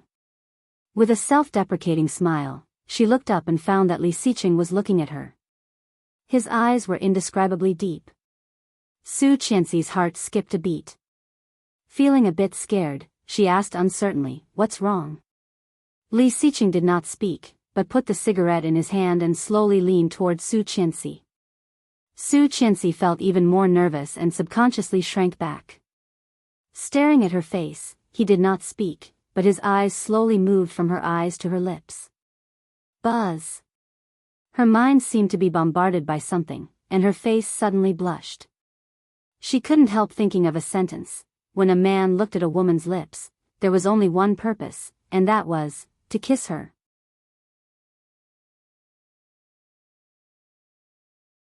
Chapter 27. Why? A magnetic voice rang in her ear. If the voice could make her ears pregnant, she felt she needed an abortion right now. But what? Why? Su Qianxi looked up and saw his cold and stunning face. You are not smiling. Should she be smiling? Su Qianxi was confused, but before she could figure it out, he had already straightened up and looked down at the cigarette between his fingers. The ash was already very long. Flicking it slightly, Li Xiqing took another puff, his expression unreadable. Exhaling the white smoke, Su Qianxi felt even more confused. This man. Why was he always so mysterious? Suddenly, Su Qianxi thought of her previous life. When she first married him, she felt that she was the luckiest woman in the world. There was no woman in Kingstown who did not fall for him, and she could be so close to him and become his wife. Because of this mentality, whenever she approached him, her lips would unconsciously curl up. A happy smile, a joyful smile, and a loving smile. However, now she no longer loved him, so naturally, she could not smile. Her heart skipped a beat, and she suddenly realized that since she was reborn, she seemed to have not disguised herself at all. It took her 5 years to go from being willful and naive to being mature. In those 5 years, she had suffered a lot and fallen into many traps before she settled down. Now, she had become like this overnight, which was indeed suspicious. When Su Qianxi was thinking about how to explain, he had started the car and slowly headed for the Su family. The Su family had been waiting for a long time. Sitting on the sofa, Su Shana was very impatient, covering her growling stomach. She pouted at the middle-aged man opposite her and said, "Dad, Su Qianxi, that loser, should not be coming. With her personality, if she wanted to come, she would have come long ago. She can't wait that long. Shall we eat first?" Su Jingguo looked at the time. It was already 1:30 in the afternoon, long past dinner time. His gloomy face seemed to be covered with a layer of haze. He said to his wife, "Call and ask." Mrs. Su nodded and was about to dial when the doorbell rang. Susanna immediately went to open the door and saw the tall man standing at the door. Her eyes lit up and she smiled sweetly. "Mr. Li, you're finally here." This was not the first time she had seen this man, but she was amazed every time she saw him. This man was like the bright moon in the sky, cold and noble, untouchable. There wasn't a single woman in Kingstown who didn't fall for him. But, cousin. Su Qianxi's figure came from Li Xiqing's side. The smile on Susanna's face froze, and she felt jealous. However, no matter how much she hated Su Qianxi, Susanna knew what to do. She avoided her and let her in. "Uncle, Aunt." Su Qianxi entered the door and greeted him. Her actions were graceful and her smile was sweet and appropriate. Her every move was extremely dignified. Standing next to Li Xiqing, she looked indescribably harmonious and beautiful.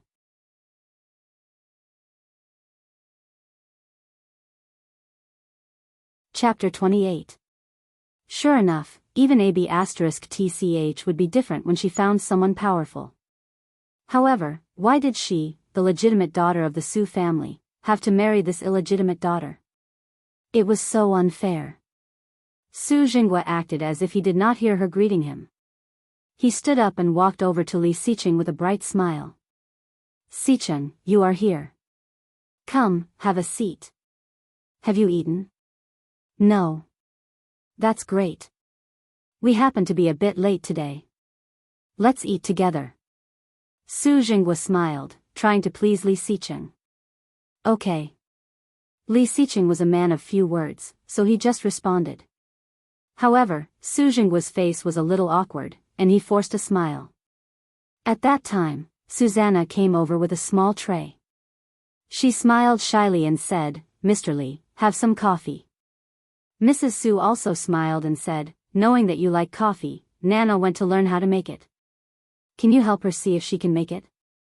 Susanna looked at him expectantly, and Su Jinghua and his wife also smiled at Li Xiqing. However, Li Xiqing's eyes fell on the tall figure on the side. Why are you standing there? Come and sit down. As Li Xiqing said that, the Su family noticed that Su Qianxi was still standing on the side without anyone greeting her. Su Jinghua looked embarrassed and coughed. Su Qianxi, you are in your own home. Why are you acting so strange? If I didn't know better, I would think that you are the guest. You are Mrs. Li now. How can you not know the rules? Come and sit down. Mrs. Su also looked annoyed. She had already expected this. For the Su family, she would always be dust, and Li Xiqing was the honorable one. Without Li Xiqing, she would be nothing. She walked over slowly and sat down next to Li Xiqing. However, she deliberately found a seat far away from him, at least 1 meter away. Based on what she knew about Susanna, she would not miss this opportunity. Sure enough, Susanna saw the empty seat between them and had an indescribable look in her eyes. Susanna picked up the coffee on the table and walked toward him, saying, Mr. Li, try the coffee I made. I've been learning to make it for a while. Can you tell me if it's good enough? As he spoke, he had already sat down in the middle of them. Li Xiqing frowned as if he had touched a virus. He stood up abruptly the moment she sat down. Su Jinghua was startled by his sudden movement and stared blankly at him. Bathroom? I'll take you there. Susanna said immediately and was about to stand up. However, he was immediately stopped by Su Jinghua. Unruly. Su Jinghua looked at Su Qianxi and said meaningfully, you go. She did not intend to get up. Pointing, she said, go straight and turn right. He strode away and soon disappeared around the corner. Once the big shots left, the small shots could no longer hold themselves back. How have you been at the Li family these days? Today is Mrs. Li's birthday. Did you give her the present I prepared? Mrs. Su asked. Yes.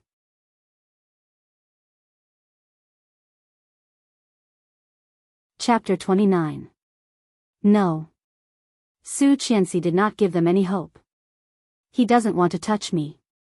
Hearing that, Mrs. Su was a bit anxious. He doesn't want to touch you. Can't you do something? What can I do? Do you think I can force myself on him? Well. Mrs. Su was also a bit helpless. Anyway, don't embarrass our family. Why do you think Captain Li wants you to marry him? It's because your mother saved his life when she was young. Otherwise, do you think you could be where you are today? In the end, we're the ones who pulled you back from the slums. That's why you're able to rise to the top. Now that you're successful, don't forget to take care of us. At least, find your cousin a relative of the Li family. I heard that Mr. Li has a younger brother who is unmarried. Find a way to get his itinerary. Even if there is no itinerary, the basic information is fine. Ask your cousin to visit the Li family often. Maybe she can meet him. I'm talking to you. Do you hear me? Mrs. Su said a lot, and Su Qianxi nodded, looking indifferent. Seeing her like that, Susanna snorted angrily and said, Dad, you should tell Captain Li that I am my aunt's daughter. If I marry him, I will not be afraid of being embarrassed. Oh, it seems that you really want to marry him. How about I divorce him and you live with him? Su Qianxi looked indifferent, unable to tell if she was serious or not. By the way, do a DNA test and tell them that you are Su Han's daughter, and I was just picked up. Isn't that better? Susanna's eyes lit up at his half-joking words. Even Mrs. Su looked a bit touched. Seeing this, Su Qianxi sneered inwardly. In her previous lifetime, they had done this to her. They would fake a DNA test and send it to the Li family to tell the world that she was actually picked up and that Su Han's daughter was actually Susanna. Because they could not have children, they adopted their sister's daughter. The purpose was to let Susanna marry into the Li family and Li Xiqing. At that time, This matter was very sensational, and people around heard that the daughter-in-law of the Li family was of unknown origin. However, the Li family could not afford to lose face. They created a fake identity for Su Qianxi and let her go. Captain Li did not intend to divorce Su Qianxi at all. Su Jingguo's family's wishful thinking fell through, and because of this, the Su family sought death. Under the revenge of the Li family, the Su family quickly went bankrupt. Now that this matter was brought up, there was more or less a hint of mockery. He didn't expect that this family would really have this idea after he mentioned it. Are you willing to divorce him? Susanna found it hard to believe. How is that possible? Haven't you been bragging about your marriage with Li Xicheng? When did I show off? She asked. Susanna choked and was speechless. Yes, Su Qianxi did not show off. Her silence was enough to make everyone crazy jealous. He and I will not be together for too long.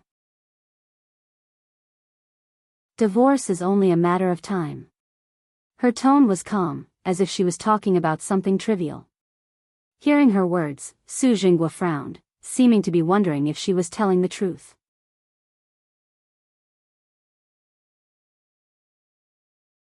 Chapter 30. Isn't that what you want? Su Qianxi clearly noticed the change in Mrs. Su's expression.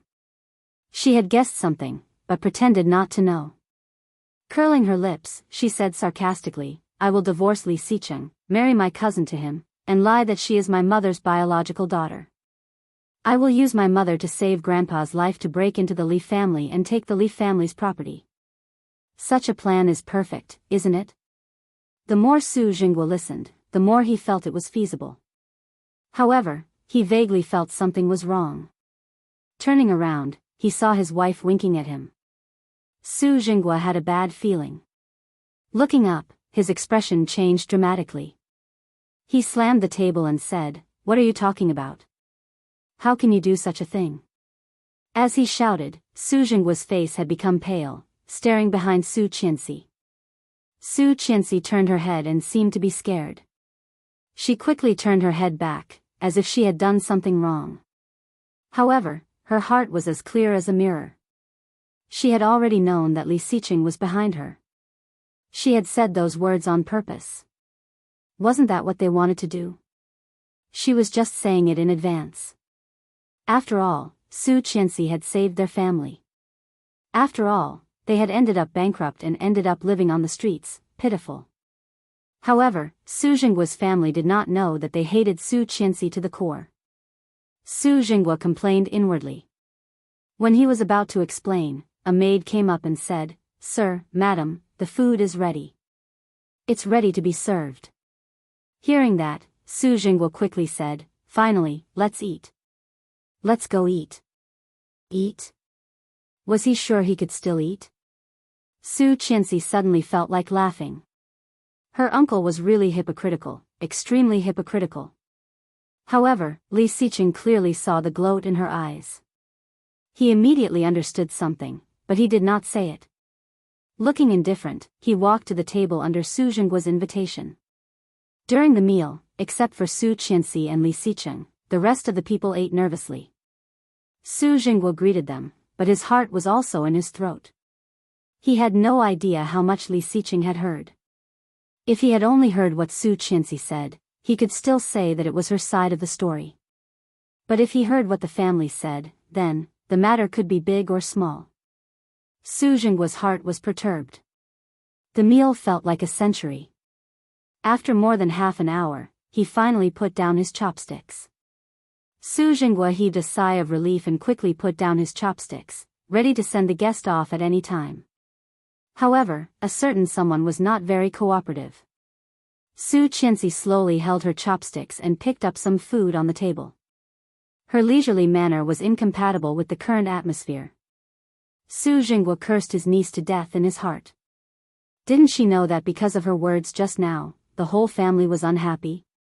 However, they did not know that what Su Qianxi wanted was to make them unhappy. Susanna couldn't stand it anymore and urged, Are you done? Mr. Li has already finished. You're such a drag. Su Qianxi glanced at her and said in a low voice, "But I'm not full yet."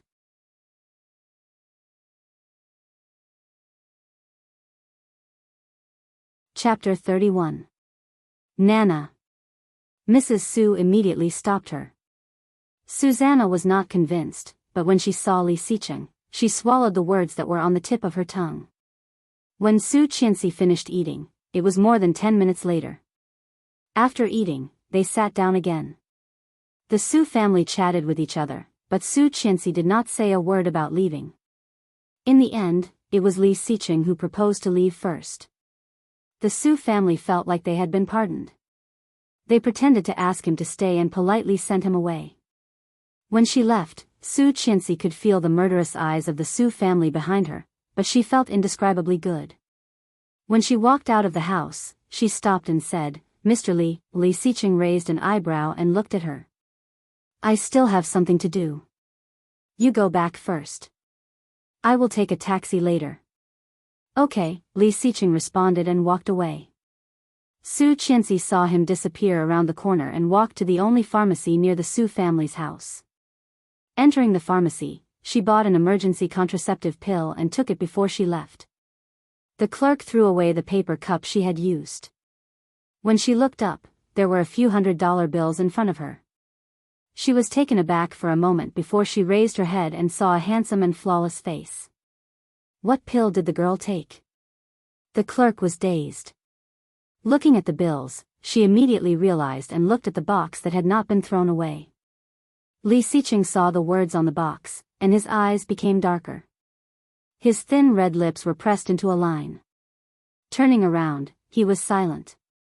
The shop assistant stared at his back in a daze, then silently put away the bills on the table. She did not say anything. When Su Qianxi got home, Li Xicheng was not back yet. Walking in, she saw Tang Menjing playing cards with Mrs. Li, lost. Mrs. Li was obviously very lucky. She pushed the cards down and smiled very happily. "I'm done. Shu Hua always wins. I've lost so much today." Mrs. Wang was a bit upset. Qin Shu Hua was Mrs. Li's name. Hearing Mrs. Wang's resentful words, Qin Shu Hua smiled happily. "Don't be like that. Let's play a little more." "I don't want to play anymore, unless you want someone else. Here, your daughter-in-law is back." This successfully diverted the attention back to Su Qianxi. She stopped and walked over, greeting them one by one, "Mom, Auntie Li, Auntie Wang. You came back just in time. Help your mother-in-law play a few rounds." "I don't think so. I don't know how," she said. When Mrs. Wang heard this, she was elated. "That's good.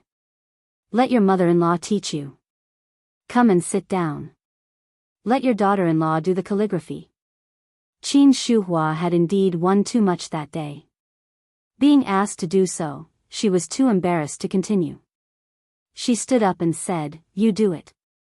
Su Qianxi had to sit down, and Qin Shuhua took a chair and sat down, watching her play. Su Qianxi said she wouldn't, and that meant it.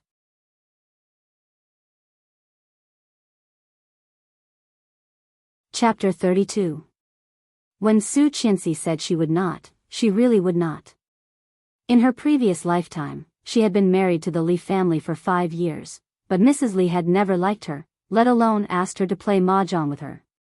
This was the first time she had been asked to play mahjong. After a few rounds, Su Qianxi lost miserably. Qin Shuhua could not watch it anymore. She got up and said she was tired. She went back to her room and asked Tang Menjing to teach her. Tang Menjing replaced Qin Shuhua to help Su Qianxi, which made Su Qianxi feel uncomfortable. Sure enough, under Tang Menjing's guidance, in less than 2 rounds, Qin Shuhua lost all the money she had won today. Feeling guilty, Su Qianxi took out her own money to top it up. Mrs. Wang was very happy, but she suddenly felt something strange in her stomach. "Ouch, my stomach hurts. Tang Menjing, come and help me. I need to go to the bathroom." After Tang Menjing sat down, she lost 2 rounds in a row. Why is Tang Menjing's luck so good? She won all the big cards. Fortunately, they were all Su Qianxi's cards. Su Qianxi lost a lot, right? I saw you just took money out of your pocket. Su Qianxi felt embarrassed. When she was thinking about whether she should tell them to stop playing, she heard Tang Menjing say, "It's okay. The Li family is rich and can afford to lose." Right, Su Qianxi? It seemed to be an unintentional sentence, but it put Su Qianxi in a dilemma. She was now the daughter-in-law of the Li family, representing the face of the Li family. The Li family could lose money, but not face. If she said that she would stop playing at this time, wouldn't it mean that the Li family could not afford to lose? Su Qianxi felt a bit embarrassed, but she was too embarrassed to say that. She had to bite the bullet and say, "It's okay. That's good. That's good." The other women wanted her to say that. Let's continue. After losing so much money, Su Qianxi had almost figured out the basic rules. However, after reshuffling the cards, she still did not know what to do. When Su Qianxi was hesitating which card to play, she heard a deep, magnetic voice behind her. Lost. Su Qianxi was dazed, looked down at the cards, and put them down. She could not understand any of them, only feeling confused. Lost? Where is it burnt?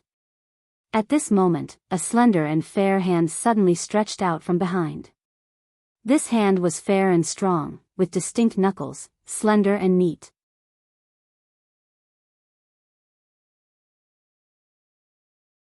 Chapter 33. Her breathing seemed to slow down at that moment, and her face was blushing. Long, slender fingers that were as fair as jade quickly rearranged the tiles in front of her. A melodious voice traveled into her ears, "Touch yourself, 13 ones." Li Xiqing pushed the cards over, and everyone looked over. Mrs. Li looked surprised. I was wondering why Su Qianxi was so unlucky. It turns out that she was waiting for a big move. Wow, it's so different when the husband is here. He won as soon as he came, another lady said. Husband, the familiar and distant address made Su Qianxi dazed for a moment. But soon, she stared at the cards in front of her. Did I win? Yes, Li Xiqing responded quietly and saw Su Qianxi's surprised profile.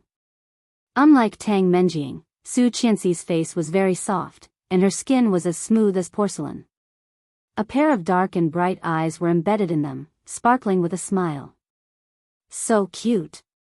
Seeing Li Xiqing and Su Qianxi's posture, Tang Menjing was crazy with jealousy. Brother Xiqing, you are back. Tang Menjing smiled like a flower, bright and beautiful. However, Li Xiqing did not seem to hear it. He bent down slightly, picked up a mahjong tile, and whispered, 13-1 is the hardest to draw. You are very lucky. Su Qianxi was even more surprised. Really? I am very lucky.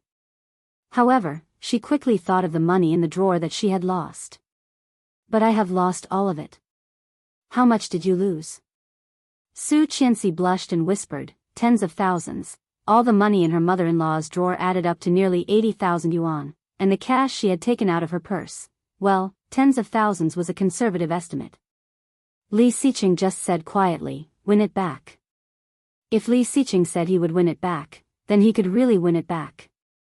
Shuffling again and picking up the cards, Su Qianxi found that it was not her bad luck, but that she did not know how to play. Looking at his hands arranging the cards in front of her, his long fingers were like a beautiful painting, which made her heart skip a beat. His hot breath was right next to her ear, so close, so hot, Su Qianxi blushed to the tips of her ears. She felt that her breathing had slowed down, and she was very regretful. Didn't he say that she could not have any thoughts about him? Su Qianxi, be a good girl. Pinching herself on her thigh, she immediately calmed down. What she did not know was that Li Xiqing had seen all of her little moves. His dark eyes seemed to be covered with a thin layer of mist, unreadable and unfathomable. After he finished, Su Qianxi found that the cards in front of her were very smooth. Dongfeng. Tang put down a tile and kept her eyes on Li Xiqing. According to Tang Menjing's understanding of him over the years, Li Xiqing's mind was not entirely on the gambling table. He was thinking about something. Su Qianxi. Thinking to herself, Tang Menjing found that she had no clue. Her next opponent was Mrs. Li. When Mrs. Li was about to draw, Su Qianxi's weak voice came, "Wait." Mrs. Li paused and looked at her. Su Qianxi pushed the cards in front of her and said, "I seem to have lost." It was Tang Menjing's money that she had won. "Wow, that's impressive. You are a fast learner." 3 yuan. That's a big win.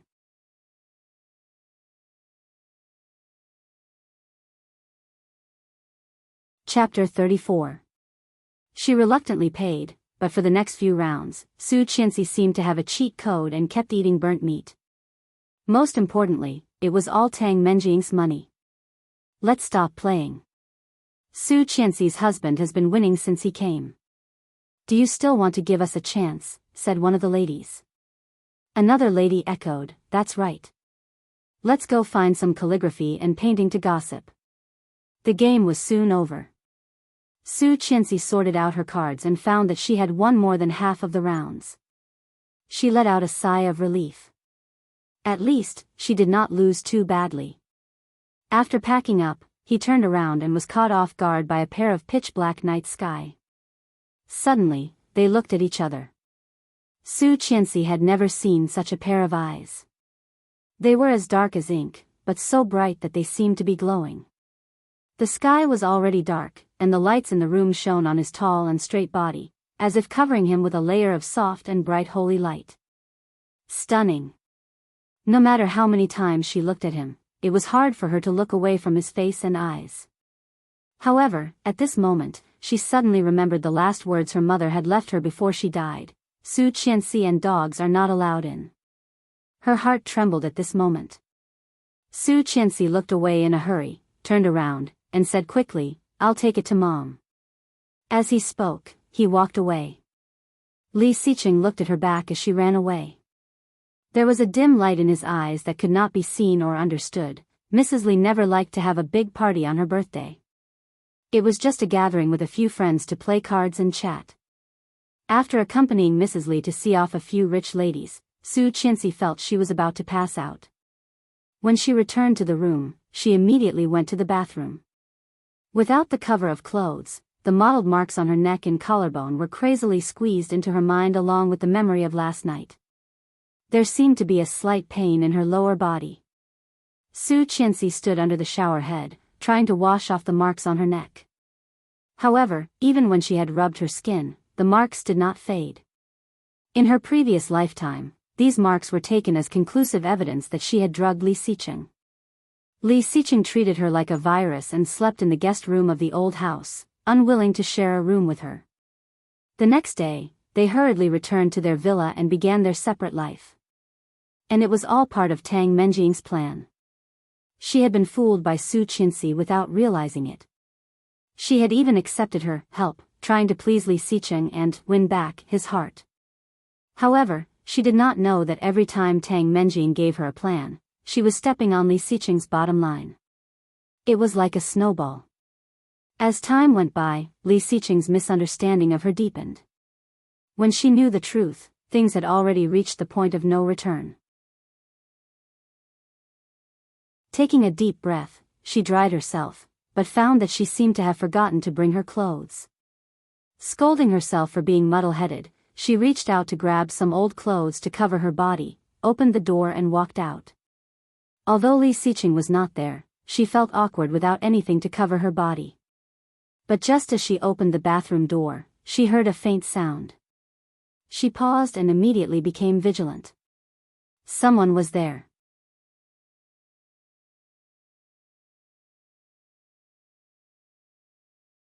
Chapter 35. Ah! There was nothing on her body. Clothes. Clothes. She gave up. She quickly covered her chest with both hands, but then she thought of what was down there and quickly covered her lower body with one hand. She was ashamed and angry at the same time. Feeling that his eyes were getting hotter and hotter, she let out a cry and knelt down, facing him with her back facing him. "What are you hiding from?" Li Xiqing's voice was low and husky. I've seen what I wanted to see. This made Su Qianxi even more ashamed and resentful. You were so aggressive last night, and now you're playing hard to get, huh? She grabbed her arms, her hands almost sinking into her flesh. I didn't. You didn't? Li Xiqing obviously did not believe her. That tone, that look. He was still so arrogant and inviolable. He was like a god in the sky, ruling and watching everything. However, he was only so harsh and contemptuous towards her. She suddenly looked up, her eyes red. You peeped on me taking a shower first. Mr. Li, don't you think what you're doing is very shameless? Peeped. Li Xiqing stepped in and grabbed her arm. His eyes were full of contempt. You invited me here because you wanted me to sleep with you. Stop pretending. I didn't, she didn't. She really didn't. But how could Li Xiqing believe her? He lifted her up and carried her in his arms. She yelped. Before she could react, she was thrown onto the only king-sized bed in the room. Lying on top of her, he curled his lips. Do you remember what I said this morning? This morning, do you know what a legal wife is? A legitimate tool to satisfy his lust. A tool to satisfy his lust. Su Qianxi's heart skipped a beat. She felt wronged. Struggling with her hands and feet, she yelled, Don't touch me, Li Xiqing. You will only make me feel disgusted if you keep pretending. His sarcastic words were like a steel knife stabbing into her heart. She could no longer hold back her tears, and they flowed down her cheeks. She struggled even harder. Suddenly looking up, Su Qianxi burst into laughter, with madness, but her voice was low and horribly sarcastic. Then don't you think it's beneath you to sleep with a disgusting woman like me? Li Xiqing paused and narrowed his eyes. A woman like me doesn't deserve to be pregnant with the Li family's child, right? This was what he had said with his own mouth. Unexpectedly, he sneered in a low voice and pressed her legs down. His thigh was between her legs. The morning after pill lasts for 48 hours. Within these 48 hours, no matter how many times I come, I won't make you pregnant. Do you want to try? Her eyes widened. How did he know she had taken birth control pills? He moved closer until their noses were less than half a centimeter apart. Her eyelashes fluttered, and there was unspeakable shock in her eyes. Li Xiqing's eyes darkened as he whispered, You started the fire, so you are responsible for putting it out. Su Qianxi wanted to say something, but before she opened her mouth, the words were extinguished in her mouth. His movements were wild and crazy, and he forcefully plundered without the slightest bit of pity. He was kissing her.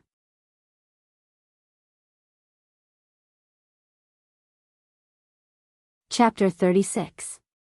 Su Qianxi shivered, feeling as if someone had poured a bucket of cold water on her. Obviously, the man on top of her was so hot that her body was almost burning, but her heart was so cold, tears ran down her cheeks, and she felt that she could hardly breathe. Closing her eyes, her hands and feet were still struggling, trying to struggle. Buzz. The phone on the nightstand vibrated. Li Xiqing paused, let go of her, and looked at her. Su Qianxi did not know when she had burst into tears. The salty tears in her mouth made him feel a little less satisfied. His originally cold and gloomy black eyes were now covered with a layer of mist. She really did not want to. The phone was still ringing, and Li Xiqing felt a little annoyed. She pulled away and left. Picking up the phone on the nightstand, she glanced at the text on the screen. Tang Menjing. What's up? Li Xiqing's voice seemed to be laced with a bit of ice, freezing her to the bone. On the other side of the phone, Tang Menjing was startled, but she was overjoyed. He had a fight with Su Qianxi at this hour? Feeling excited, Tang Menjing said sweetly, Brother Xiqing, I'm calling to say good night. Li Xiqing's heart sank to the extreme, and even the temperature around him dropped several degrees. That's it? Cold, very cold. Tang Menjing had never felt that Li Xiqing was so cold. She gritted her teeth and said yes. On the other side of the phone, she immediately heard the sound of the phone being hung up. Holding the phone, Tang Menjing felt an inexplicable pleasure in her heart. She seemed to have done something incredible. Throwing the phone away, Li Xiqing looked back and found that Su Qianxi had wrapped herself like a dumpling, curled up at the foot of the bed, looking at him timidly like a frightened deer. There was an inexplicable feeling of vexation in his heart. She actually rejected him. However, last night, no matter what the reason was, Li Xiqing knew that he could not force her.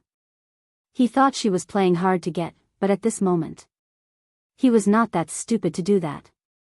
Giving her a deep look, Li Xiqing walked into the bathroom and slammed the door, making a loud bang. He turned on the shower and poured cold water over his head. When he came out of the cold shower, she was already asleep in her pajamas. Su Qianxi curled up in the corner with her hands in front of her chest like a baby. It was an extremely insecure sleeping posture. It was a far cry from what it was 2 days ago. However, seeing that she was sleeping so soundly, Li Xiqing felt a bit depressed. This woman. How could he have the cheek to sleep after making him look like this? After so many years in business, Li Xiqing had learned not to lose his temper easily. However, at this time, his heart felt as if he had swallowed a ton of gunpowder, and he was extremely unhappy. Lying down, he grabbed the quilt and covered himself with it. She frowned but did not wake up. This woman was just like a pig.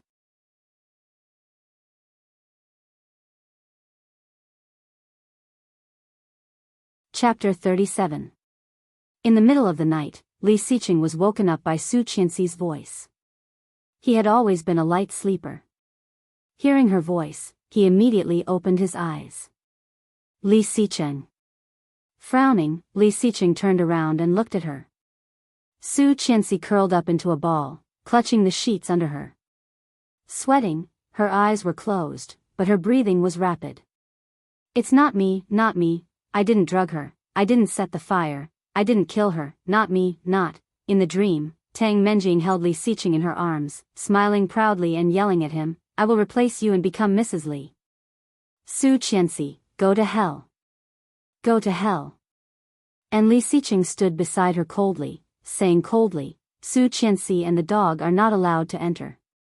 Every word was like a bullet, ruthlessly piercing through her. She was in so much pain. The water covered her head. Help, help me. In a trance, she gasped and flailed her hands, like a drowning person trying to grasp at a life-saving straw. So desperate and so sad, Li Xiqing looked at her and was about to wake her up. However, Su Qianxi grabbed his hand tightly. Rejoice and joy radiated from her body in that instant. It was like she had been saved at the moment of life and death. Li Xiqing was dazed by her hug. Su Qianxi was soaked. When she hugged him, her whole body was stuck to him. Li Xiqing frowned. Just when he thought she was doing it on purpose, he heard her even breathing again. She fell asleep again. Li Xiqing was speechless and wanted to push her away. However, Su Qianxi's unconscious hug was much stronger than when she was conscious. He pushed her, but she did not move. When he pushed her again, she hugged him tighter. It's not me, it's really not, she murmured in a low voice, choking with sobs. Li Xiqing no longer moved. In front of his eyes, he seemed to see her shocked and panicked eyes, like a deer that had seen a hunter fleeing in a panic. Well, it's not you. Indeed, it would not be you. She felt that she had not slept well in a long time. Stretching comfortably, she sat up and saw Li Xiqing coming out of the bathroom. His face was handsome and flawless. On his fair skin, there were obvious green circles under his eyes. Seeing him, she felt a bit embarrassed. Last night however, Li Xiqing did not even look at her and walked straight out the door. Being ignored, Su Qianxi let out a sigh of relief. After washing up, she dragged her small suitcase out of the door. Li Xiqing's personality was cold and unruly, and he often disobeyed his elders. However, he had unspeakable respect and obedience towards old Commander Li. 3 days before the wedding, he was forced to live in the old house by his grandfather. Without hesitation, Li Xiqing moved in. But after 3 days, he couldn't wait to move back to his own house and completely separated from her. Today was the day they moved back to the villa in his previous life. Sure enough, Li Xiqing's driver, Yang, was already waiting at the door. After saying goodbye to the elders, she got in the car. As soon as she got in the car, her phone rang. It was a strange number from Kingstown. Hello.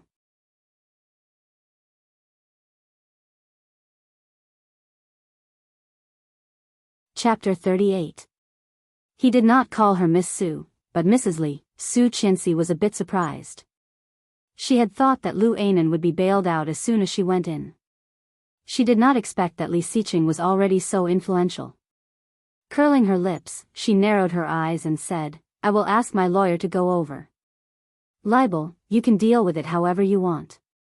Thank you for your hard work. She did not make it clear what she meant.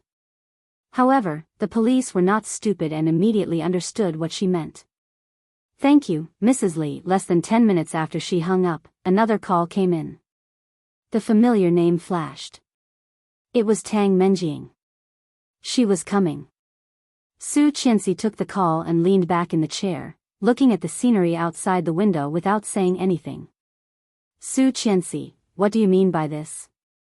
Tang Menjing asked directly. What do you mean? I do not understand. What did my cousin do to piss you off? You will ruin her life. Tang Menjing and Lu Ainan were not on good terms, but they were not bad. When she sent someone to bail Lu Ainan out, the police said, she will not be released for defamation. Tang Menjing was pissed off by his words. If there was no one up there, they would not dare to keep Lu Ainan in custody at the risk of offending the Tang family.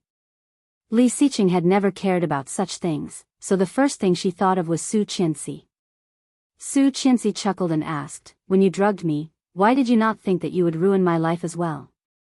When she maliciously colluded with Lu Ainan to accuse her of sleeping with her, why did she not think that her life would be ruined? When she deliberately colluded with the cult to kidnap Li Xiqing and almost killed him, she saved him in the end. However, when she was framed, why did she not think that her life would be ruined? At that time, when she criticized Mrs. Tang and framed her in public, why did she not think that her life would be ruined? Although those things had not happened in this life yet. However, she would remember it for the rest of her life. She would get back what she owed her sooner or later. But now, such a big accusation was pinned on him. What a righteous and awe-inspiring act. If you have anything to say, come to the cafe on XX Street.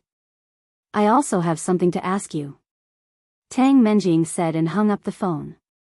Su Qianxi held the phone and did not pay attention. Leaning back in the chair, she closed her eyes. She had put it on speaker, and Yang could hear her voice clearly. Glancing at Su Qianxi through the rearview mirror, he asked, "Ma'am, we have passed XX Street.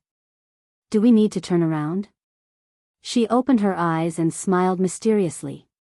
Did I promise to go? Yang's expression froze for a moment. He was speechless. It seemed like there really wasn't any. But didn't she always go there before?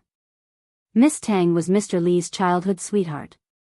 Was it really okay to ignore her like this? Yang wanted to say something, but Su Qianxi had closed her eyes again as if she had fallen asleep. Quiet and introverted, there seemed to be a layer of fog around her, making her feel very mysterious. It seemed that this madam was a little different.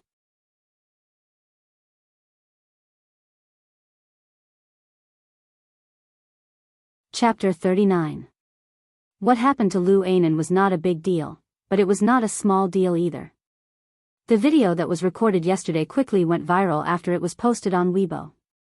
She could only ask Su Qianxi, the person involved, to mediate. In the past, when Su Qianxi was with her childhood friend, she would always try to please her. However, after the fight yesterday, Tang Menjing felt that Su Qianxi was not as simple as she thought. She was afraid that Su Qianxi would not come today. Sure enough, Tang Menjing waited in the coffee shop for 20 minutes and still did not see Su Qianxi. He picked up his phone and dialed again, but no one picked up. The flames of anger were instantly unstoppable. But soon, she calmed down and checked her contacts. I can't deal with you, but someone else can. Su Qianxi went back to the house and asked the servant to clean up another room. She moved all her stuff to the second bedroom across from the master bedroom. It took her more than an hour to finish. She picked up her phone and saw 2 missed calls. It was from the old house of the Li family. She quickly called back and it was Mrs. Li who answered. Mom. I heard that you are going to sue Tang Menjing's cousin. Su Qianxi was dazed. How did you know? Don't sue her. Mrs. Li was very tough. The Tang family and the Li family have been friends for so many years. You can't ruin it like this. Stop it. Su Qianxi was a bit reluctant, but she had to listen to Mrs. Li. Got it. Hanging up, Su Qianxi felt reluctant. She opened Weibo and found that Lu Ainan's case had dropped on the trending list. Many of the videos and hot topics had been deleted, and the number was still decreasing. There were plenty of manipulators on the internet. It seemed that Tang Menjing had started to take action. First, she would go to Mrs. Li and then the internet. She would protect Lu Ainan from both sides. Haha, she could not let Lu Ainan go to jail. However, she had to collect some interest. Turning on the computer, Su Qianxi opened the chat tool that she had not used for a long time. She clicked on a high school friend group and quickly found a name. Lu Yihan. Her desk mate in middle school and high school, an enigmatic male best friend, who almost treated computers as his wife. However, after she was taken back by the Su family, they never contacted each other again. Later, he grew rapidly over the years and became the leader of the IT industry in Connecticut. She, on the other hand, had become a prostitute who was despised by tens of thousands of people. The distance between them was getting further and further apart. If she remembered correctly, this was the time when he was at his poorest. In their 3rd year, when everyone was doing their internship, this guy had already started his own business with a few of his buddies. It was a time of shortage of funds, and now she was so poor that all she had was money. Opening the chat window, she went straight to the topic. Su Qianxi, 100,000 yuan. Help me dig up a person's dark history. As a man who almost married his computer, the other side replied very quickly. Lu Yihan, you have money? Su Qianxi, account number. Lu Yihan, picture, account information. A good friend you haven't seen for a long time suddenly wants to give you 100,000 yuan. How would you react? Lu Yihan pushed up the rimless glasses on his face, took a screenshot of his account, and went to get a glass of water. Ding dong.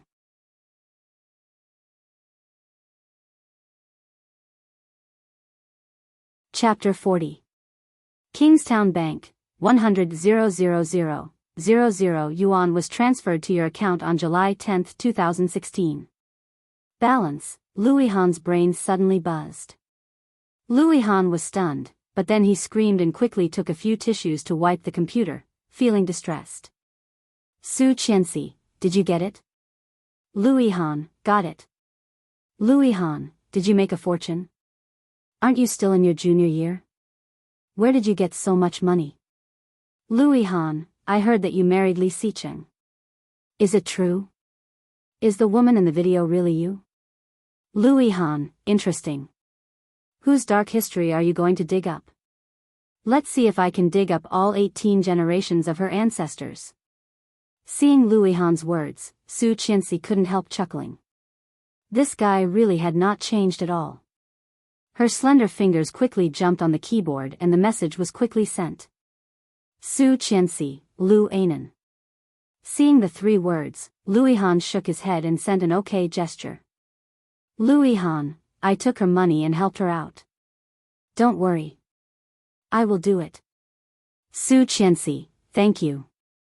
Lu Yihan, I also have contacts on Weibo. After you find it, you can push it on Weibo. Su Qianxi, that's what I want, like, this girl. Lu Yihan chuckled, but quickly opened the code editor and began to prepare.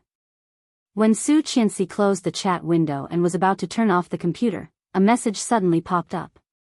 Wanting, Su Qianxi is online? Su Qianxi, seeing the name, Su Qianxi's heart sank. It was her, Lin Wanting. She used to think of as a good friend, who had sent her to the plan of Lu Ainan and Tang Menjing, became the main force behind her tragic life. After hesitating for a moment, Su Qianxi clicked on it and replied with a yes. Wanting, I didn't expect you to be here. Long time no see. Woman's good luck, wow, Mrs. Li is online.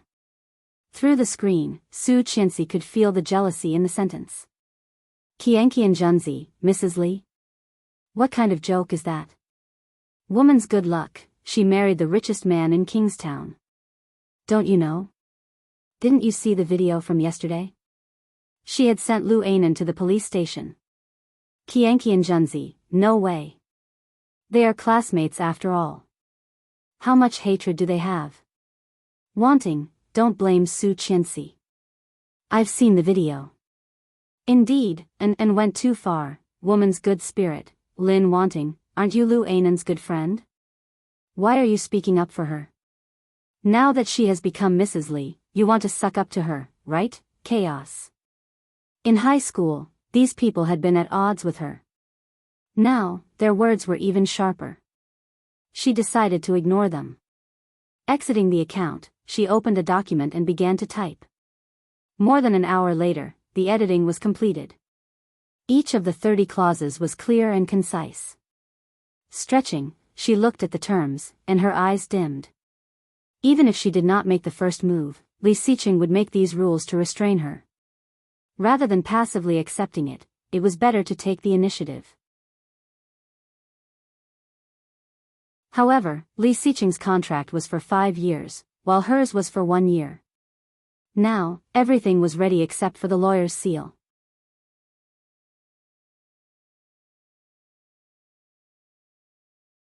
Chapter 41. Su Qianxi did not ask Yang to follow her but took a taxi according to her memory. She went to a law firm that was half an hour away from home. Xing Shiming. He was one of the most reputable lawyers in Kingstown. In her previous lifetime, she had been framed by Tang Menjing several times and was involved in legal troubles. It was Xing Shiming who saved her from jail. This was the center of Kingstown. Tang Menjing had taken her there to go shopping. It was Xing Shiming, whom he had met during lunch. Su Qianxi walked into a restaurant near the Xingshi law firm and found a seat according to her memory. At that seat, a man who looked to be in his 30s was sitting. Wearing a pair of gold-rimmed glasses, he had a laptop and a stack of documents in front of him. The delicate dishes were not touched much. His brows were furrowed. Obviously, the case he was working on was not easy. In her previous lifetime, he had mistaken her for someone else. Because she looked similar to his old friend, he had tried his best to help her. Later, the day before she was framed and killed by Captain Li, he told her excitedly that he had something very important to tell her. However, she did not even have time to go. What did he want to tell her back then? Su Qianxi felt a bit regretful, looking at him in a daze. Seeming to feel her gaze, Xing Shiming looked up and looked at her. With just a glance, his sharp, hawk-like black eyes flashed with astonishment. A waiter came over with a tray and handed it to him. Mr. Sheng, your coffee.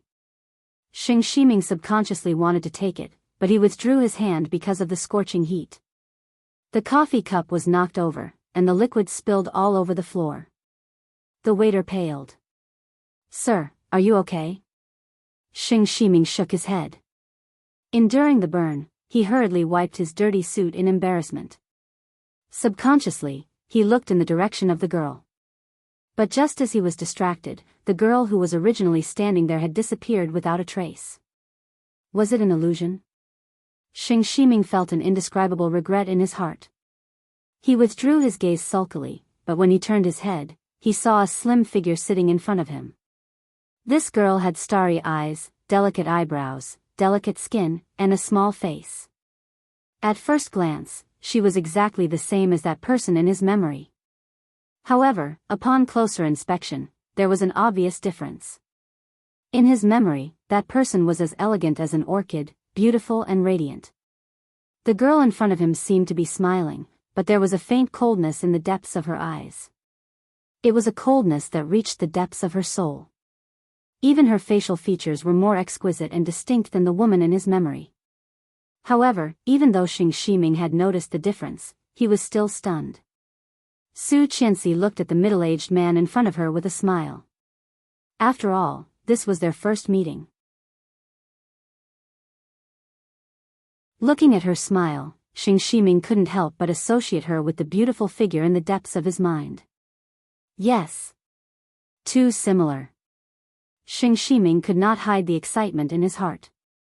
Looking at her, his sharp and shrewd eyes were filled with light. Hello, my name is Su Qianxi. That one sentence dampened most of the excitement in his heart. You're tuning in to the Biyao's Wuxia Chronicles YouTube channel. Don't forget to subscribe and join us on this journey to catch the most captivating stories.